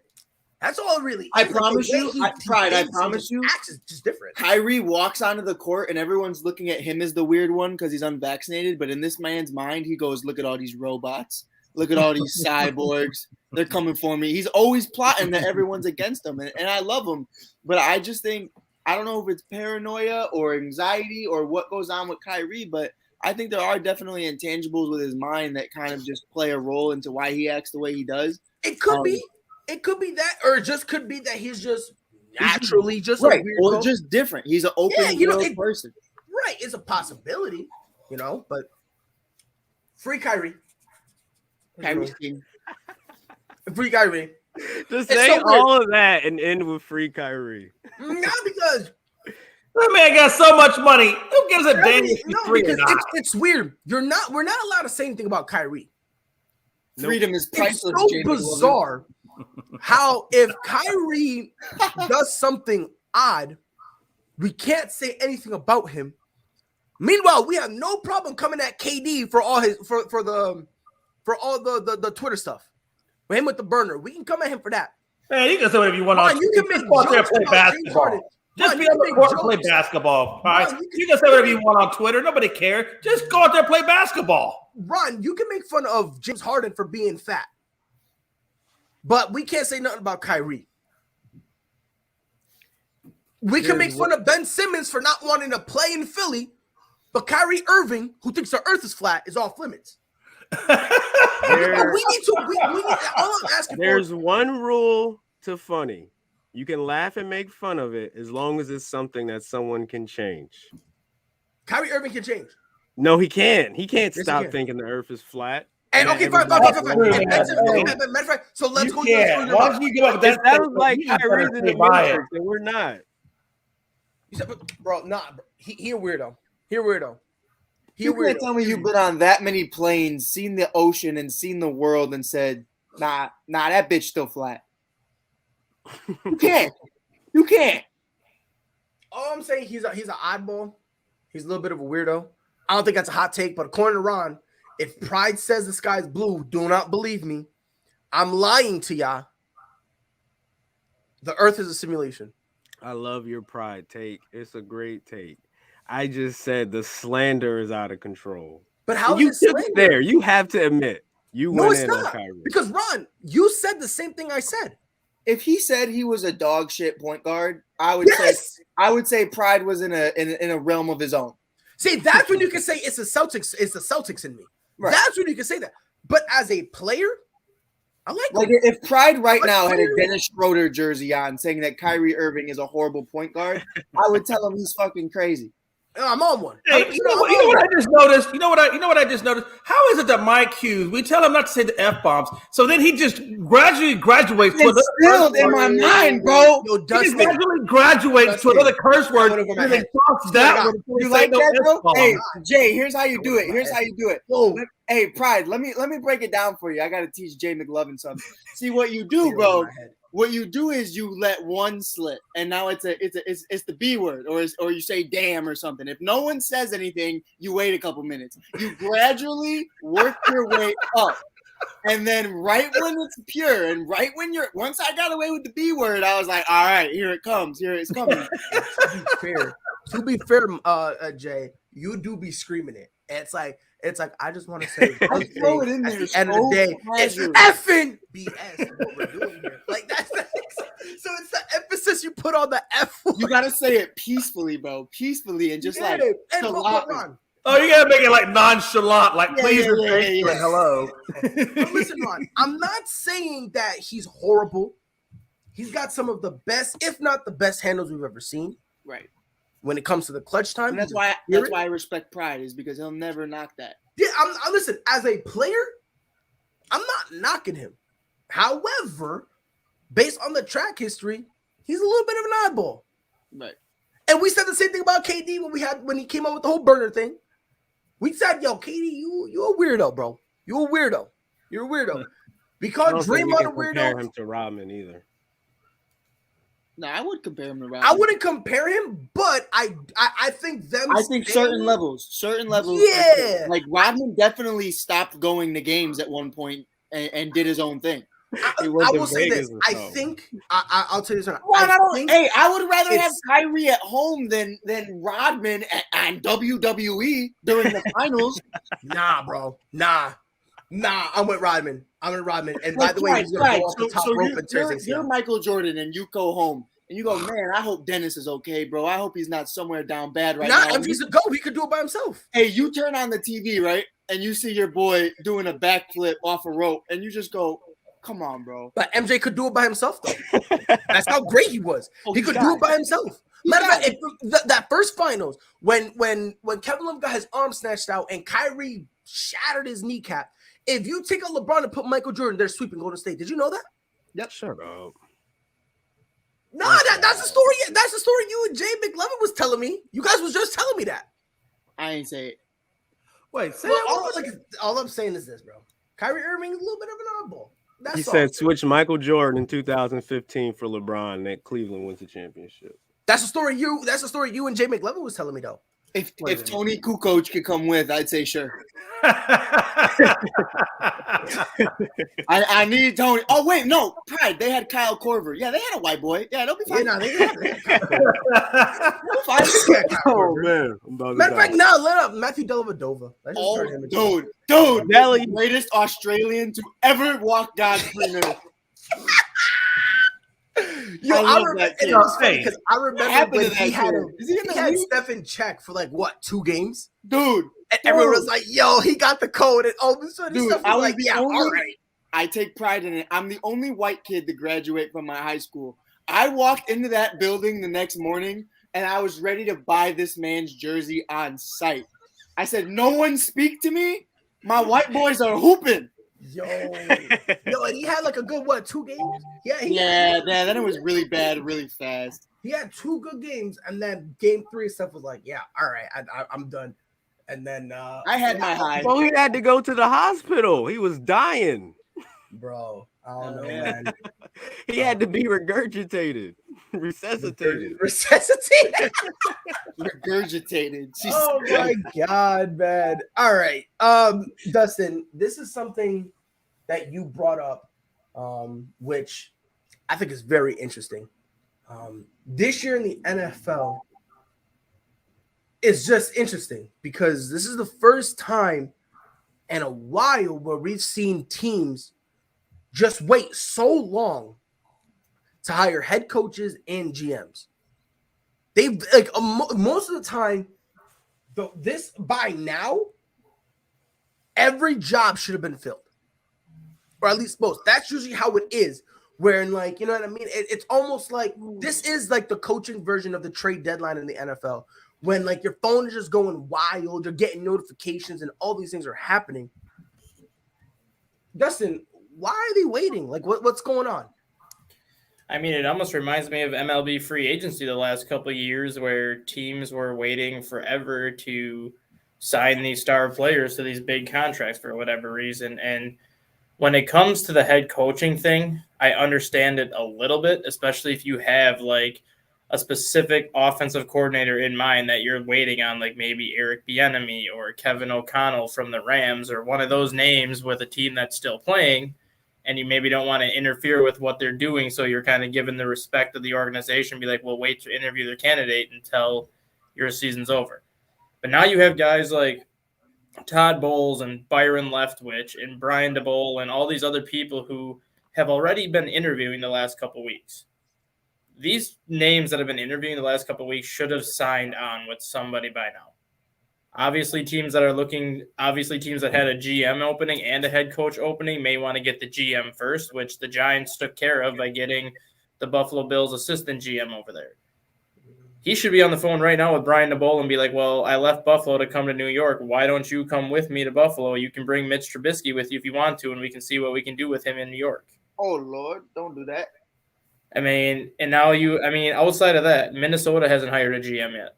Chicago hasn't hired a GM yet, and yet Chicago wants to say they have 3 head coaching candidate finalists set for this week to interview. Wouldn't you want your GM first, and then the GM can decide what direction he wants to go for a head coach? I don't know. I don't understand what's taking so long for the teams that don't need a GM to hire a coach at this point. If it's because the interview process, these coaching candidates are not interviewing well or something, I don't know. But it's just really weird that there's 8 head coach openings. There's still 8 head coach openings, and we've been in the offseason now going on 3 weeks. You would think that 4 of these openings would have been filled by now. Dustin, do you have the stats? And here's the point I wanted to make, Pride. Can you name the 8 teams that need these head coaches? Miami, Denver, okay, Chicago, Minnesota, Jacksonville. right.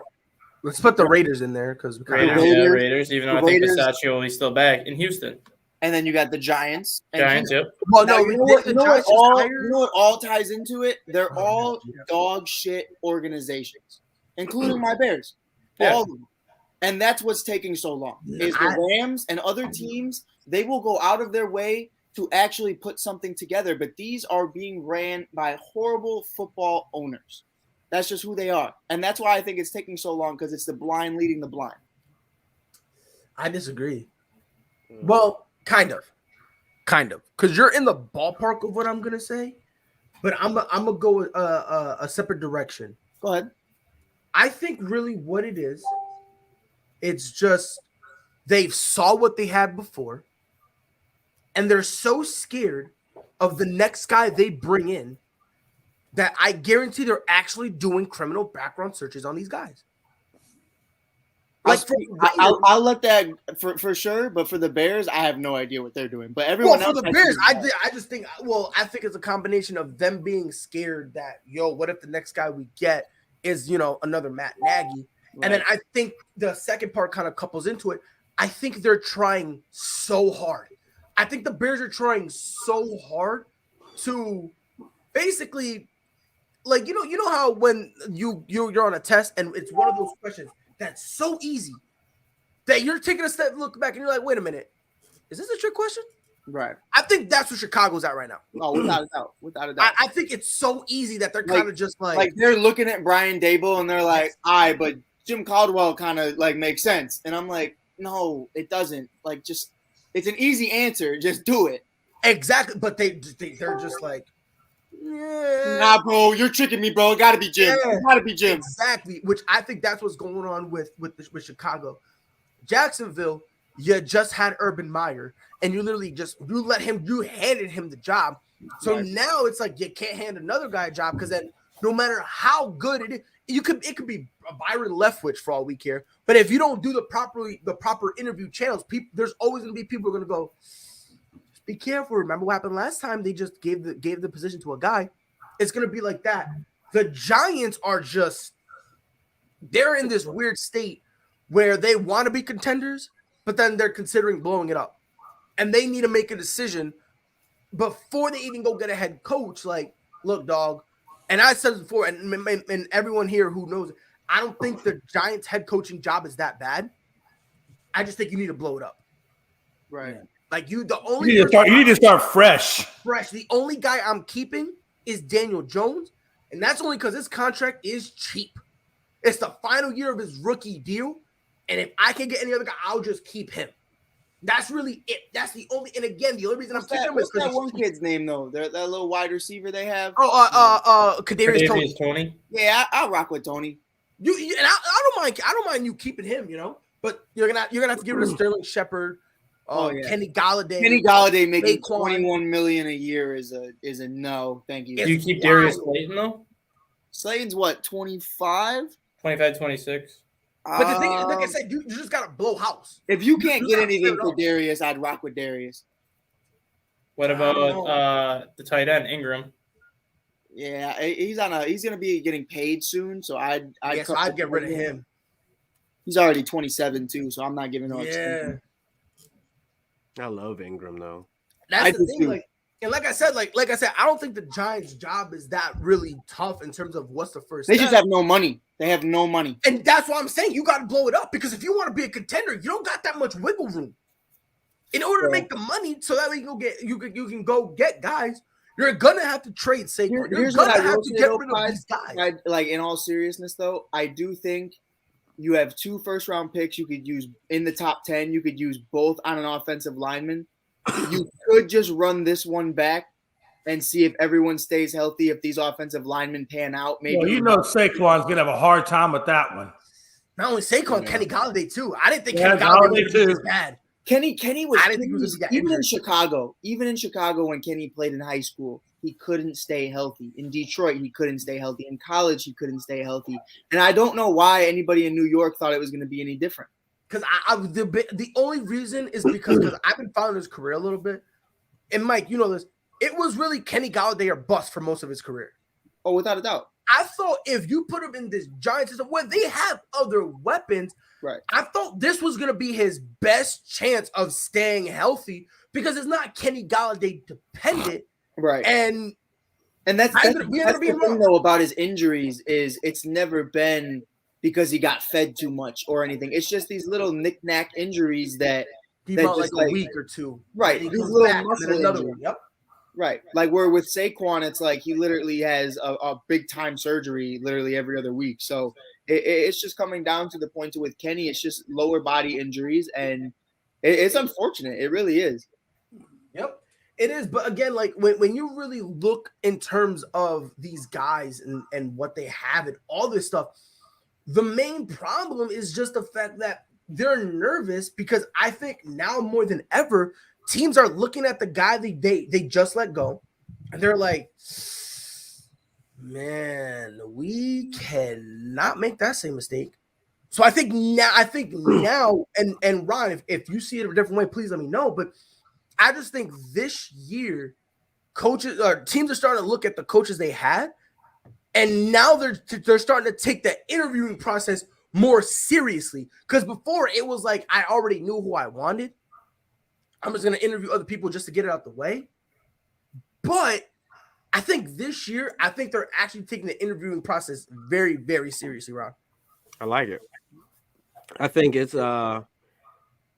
more of a transition as well for the NFL into what it's going to be like as it turns more into a star and diva type of league like the NBA. Because, in their off season, you usually got to wait for the big dominoes to fall, and then everything starts trickling. So we got to wait to see what's going to be happening with players like Aaron Rodgers. Is Tom Brady retiring? What's Jim Harbaugh doing?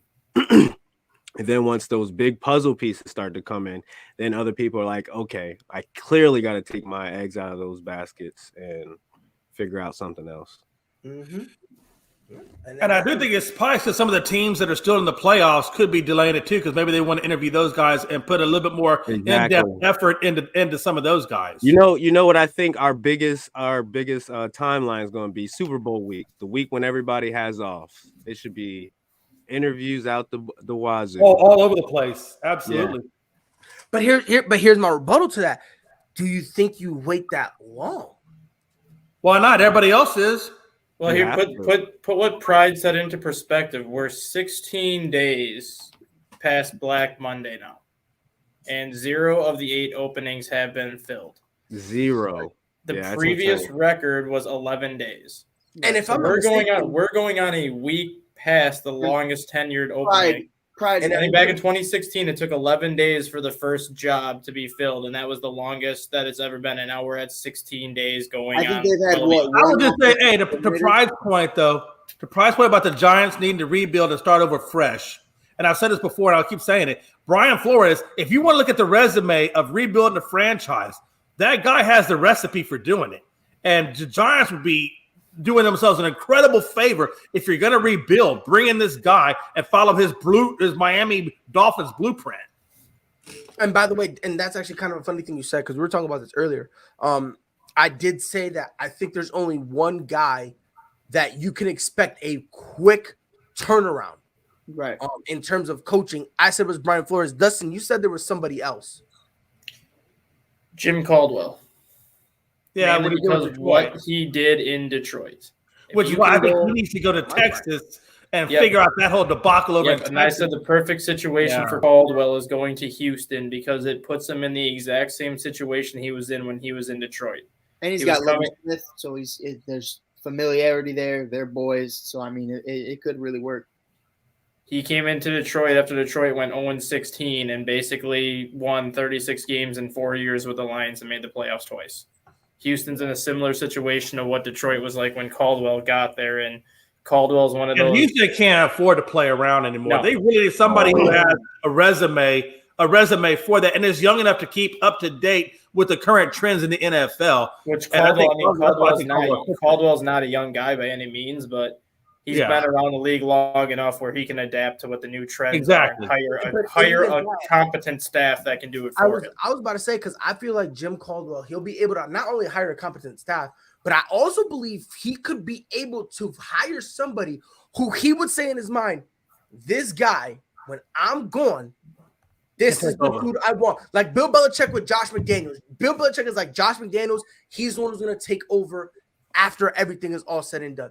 Andy Reid and Eric Bieniemy, which is why I believe Eric Bieniemy isn't really going anywhere. I think they're just interviewing him to see if he's willing to leave. I think Eric Bieniemy is staying in Kansas because I feel like give Andy Reid a couple more years. Eventually, he's going to be like, there's nothing else for me to do. He's going to go point over to this to Eric Bieniemy. He'll take over. I think Jim Caldwell, no matter where he goes, I think he'll be able to put it. We had this conversation a few weeks ago, almost a month ago. Tony Dungy. I was having a little bit of fun. I was like, I think it was Chicago or the Jags that said that should go get Tony Dungy for a couple years. And it was Tony Dungy was going to be the stopgap guy. He was going to give you a coach, a guy who could build the culture. But then on top of that, he was going to go help them find a legitimate coach who he can then hand the reins to. And that way, everyone in the organization is comfortable. We have a culture and we have our expectations. And not only did we help pick this guy, but a guy who's very knowledgeable in the game of football and coaching football gave us a guy that we could put as our head coach, and we can have confidence in this guy. I think Jim Caldwell can kind of do that, just have a longer timeline. I think he'll be able to be like 5-6 years-ish, and then he'll be like, all right, it is what it is. This is the next guy. But he's got that ship going in the right direction now at that point. Right. They have a sense of clarity in terms of what that franchise is and where they're going. Exactly. Right. Everything. Now, where they screw it up is if they hire the wrong guy and take a backward step. They gotta have to fire somebody. That was kind of me and Pride's thing and Dustin's as well. And I don't know how Ron feels about it, but for me, it's one of those things where it's like you can wait around and see what everyone else is doing, but once someone makes a move, everybody else is going to make a move, and you don't want to be the third or fourth guy to make it work because you're not going to get the best option. After the third or fourth coach, the rest of them are kind of unproven guys.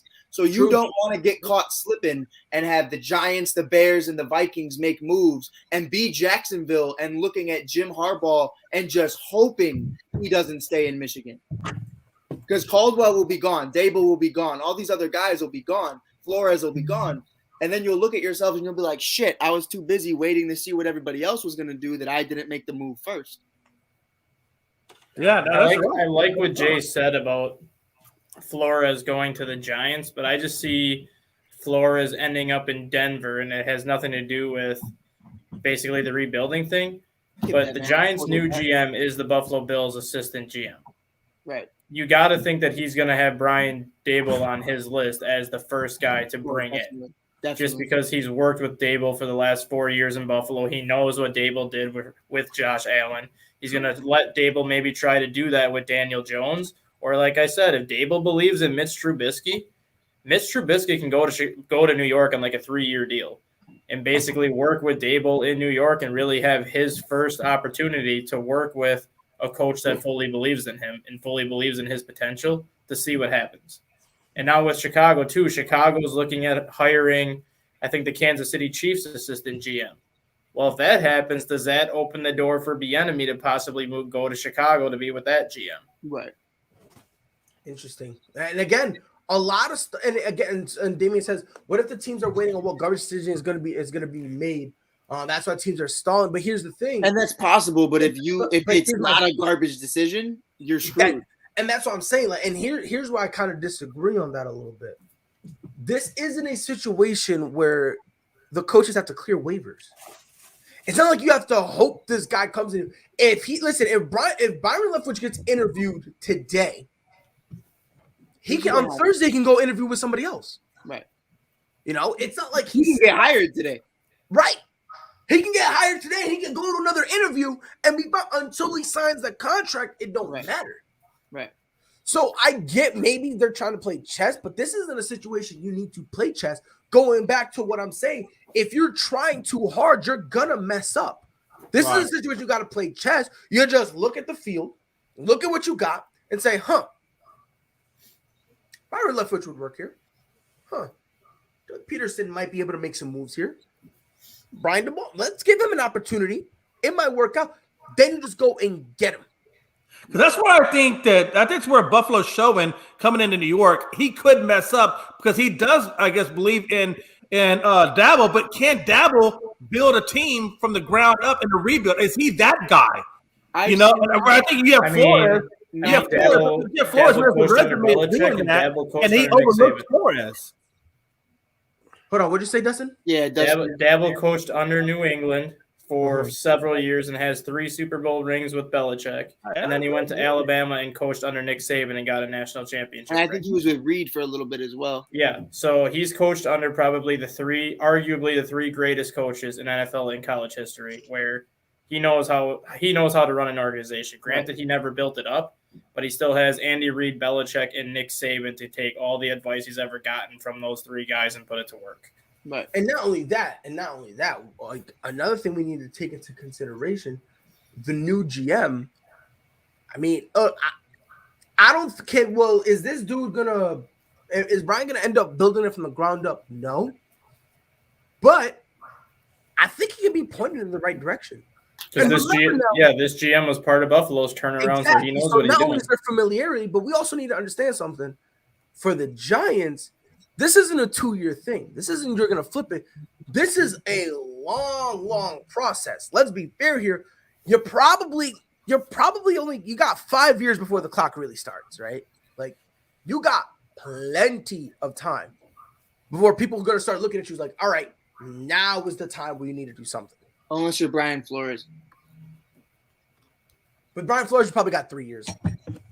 Nah, facts. I'm not letting that one go.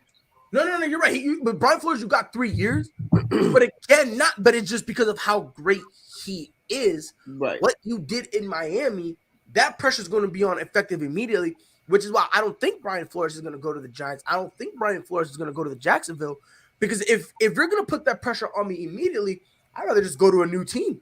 I'd rather go to a team that's like somewhat there. And, I got to make a couple moves. Being honest, though, that's where I see him going to Jacksonville more than I see him going to Denver, is because Brian literally got fired for not being allowed to say that his quarterbacks were dog shit. And now he's going to go to Denver and look at Drew Lock and probably think the same thing.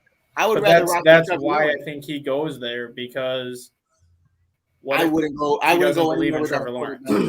I mean, you're already butting heads with a guy who's in his second year versus Drew Lock is in the final year of his rookie deal, where if you go to Denver and say, I don't believe in Drew Lock, you ride Drew Lock out for 1 year and then Flores gets who he wants the year after that, or he can get who he wants right away. I said, because think about it. the Broncos is a hotspot for a few quarterbacks. Right. So, you know what I mean? So it's not like, and obviously Brian Flores somehow has this weird relationship with Deshaun Watson. And I think the relationship is literally just based upon the fact that Brian They Flores both hated wants him. him. Yeah. I mean, don't be surprised if Deshaun Watson ends up in Denver with Brian Flores. Oh, I hope so. That could be a possibility. And this is something that everyone says about this Denver Broncos team. They're a quarterback short. Yeah. And that's why you got to keep an eye on Nathaniel Hackett too, because if Nathaniel Hackett ends up in Denver, does Aaron Rodgers follow? Does Devontae Adams follow? I don't think so. I'm like, in all honesty, and this isn't just the Bears fan talking, like I've known Hackett for a while. I've watched his stuff. I don't think he's as involved as everybody thinks he is. I think a lot of that's LaFleur. I think a lot of that's Rodgers doing his own thing. I don't believe in Hackett. I think if you got fired from being a part of the 2019 Jaguars, then you probably weren't that great at your job to begin with. And because I could have hired Pride, and Pride would have gave me a better game plan than that. But I just think at the end of the day, he's one of those Matt Nagy type guys who will go off of the name of I worked with Aaron Rodgers, and I think that's solely who he is. Mm-hmm. But that's going to benefit him. I mean, especially if Aaron Rodgers. It'll get him a job, but I don't think he's good. Oh, I don't either. No, well, let's be fair. I don't think anybody really thinks he's good. I think it's just a hope. But that's what I mean. But Pride, that's what I'm saying. Aaron definitely knows whether he's good or not. So if he's not good, I don't think Aaron would just follow to follow. Because Aaron Rodgers has endorsed Hackett as a good head coaching option. But that's kind of why. But let's be fair here. If he goes there, Hackett's going to let Aaron Rodgers do whatever he wants, which is what Aaron Rodgers wants. So okay. I think that still opens up that possibility because at the end of the day, when he gets there, he'll just be like, all right, Aaron, what do you want to do? Oh, this is what I'm going to do. Okay. I can see that. You know what I mean? That's why I think the possibility is open. That's the only reason. I'd say it's open, but if it's Mike Tomlin or Hackett, I don't. You know what I mean? If it's Tomlin, I think he definitely goes. Like I said, the only reason he goes if it's Nathaniel Hackett is only under the stipulation that I know I can run this guy over. I can say whatever I want, and he won't back talk me. He won't disagree. Right. Nothing. He'll let me run a Hail Mary on the 1 yard line, and we only need a yard to go. Where a normal team would hand it off, I could go make him run a post outside, and that's it. Right. So, that's really the only reason. But again, Aaron Rodgers himself, that's another weirdo. Yeah, man, you won't even hang out with your mama, bro. Like, I don't know. I'm not allowed to say that. No, I can't say that because I see Ron smiling. I can't say that. I can't say that. Isn't Aaron Rodgers' fiance from Colorado too? Yeah, I think so. That's why I kind of say Denver is probably where Rodgers is going to end up. And by the way, Denver would be the worst place for Aaron Rodgers facing Herbert, Mahomes 2 times a year. Nah, I don't think it's as bad as people are making it out to be. Because let's be fair here. This team isn't like this Broncos team isn't trash. Right. If this was the Broncos of like a couple years ago, Judy and Patrick are pretty good. Jerry Judy, Cortland Sutton, Noah Fant. I would go as far as to say that they're great. Yeah. Like, let's be, and again, there's one reason they're not, and it's they don't have a quarterback. Exactly. That really is the only problem. So, and I understand people saying, "Oh, he's got to play Herbert. He's got to play Mahomes." I get that, but at the same Mahomes got to play Rodgers. Exactly. Like it's also the other way around where Mahomes got to play Rodgers. Herbert got to play Rodgers. Man, we all so disrespectful to Derek Carr, bro. No. And Derek Carr, free Derek Carr. Nobody. I mean, don't get it twisted. Is it gonna be easy? No, let's not get it twisted. But let's be fair here. He's gonna have to play them in the playoffs anyway. Right. And you could argue that Denver has the best defense in that division. So be easy. Yeah, so you bring Aaron Rodgers in there to a defense that was already, in my opinion, Super Bowl caliber defense. And they looked even better after they traded Von Miller. Let that sink in. God. And what is the one thing that Denver has that they can match Kansas City with?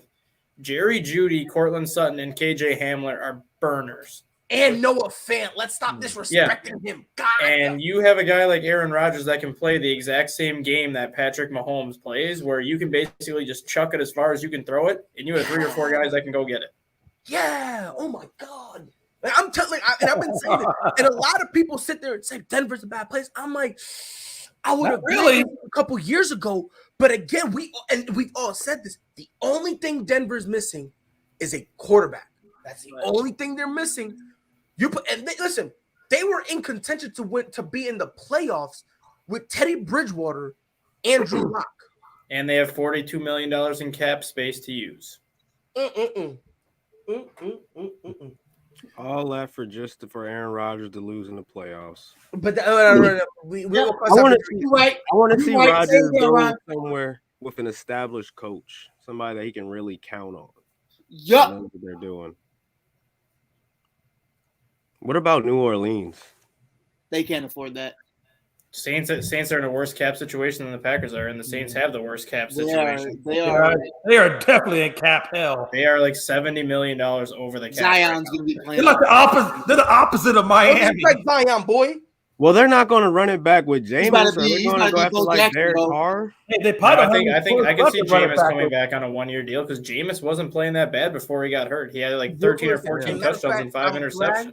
I'm glad y'all saying that because tomorrow, Ron, if you can, please be here. We're going to start talking about some of these quarterbacks that right now are low-key in limbo and see what makes sense. Where should they go from here? Because, Ron, if you look at the New Orleans Saints season, where were they before Jameis Winston got hurt? They were 5-2. Well. Ron, disagree, Ron. Disagree because he's going to hit you with some weird – he's going to hit you with a curveball of a stat that's going to make you reconsider your life. No, I saw Saints and I was like, Brady might be not getting that next ring. Bro, Jameis Winston was 5-2 with New Orleans, and he had 14 touchdowns and 5 interceptions. He wasn't playing bad. Yeah, and we saw how well the Saints defense played at the end of the year. They didn't have Thomas too, or Kamara for a good part of it. Yeah, the Saints were in very good position until Winston went down, and then New Orleans was in quarterback hell where they're like, Taysom Hill, you're hurt. Trevor Siemian, we tried that. That didn't work out. Let's use Ian Book for a minute. Well, you're a 6th-round pick for a reason, so we'll just ride out the season and see where we can go. And still almost made the playoffs. It's going to be very, like I said, bro, tomorrow, that's what we're going to be talking about, all these quarterbacks. Where should they go? All that stuff. What makes sense for them? All that stuff. So any idea you guys have in terms of the quarterbacks, keep that in your minds. Jot it down or something, because that's something we're going to talk about. But this has been another episode of ASAP in the Morning. Dustin, obviously, thank you for being here. I got another stat to hit everybody with, too, before we go. Yo, go ahead. Because, like I said, I find these random things all the time.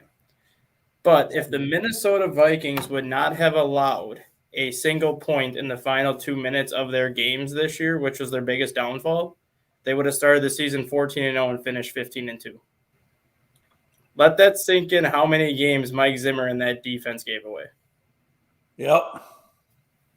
They would have started 14-0 and finished 15-2 if their defense did not allow points in the final 2 minutes of a game.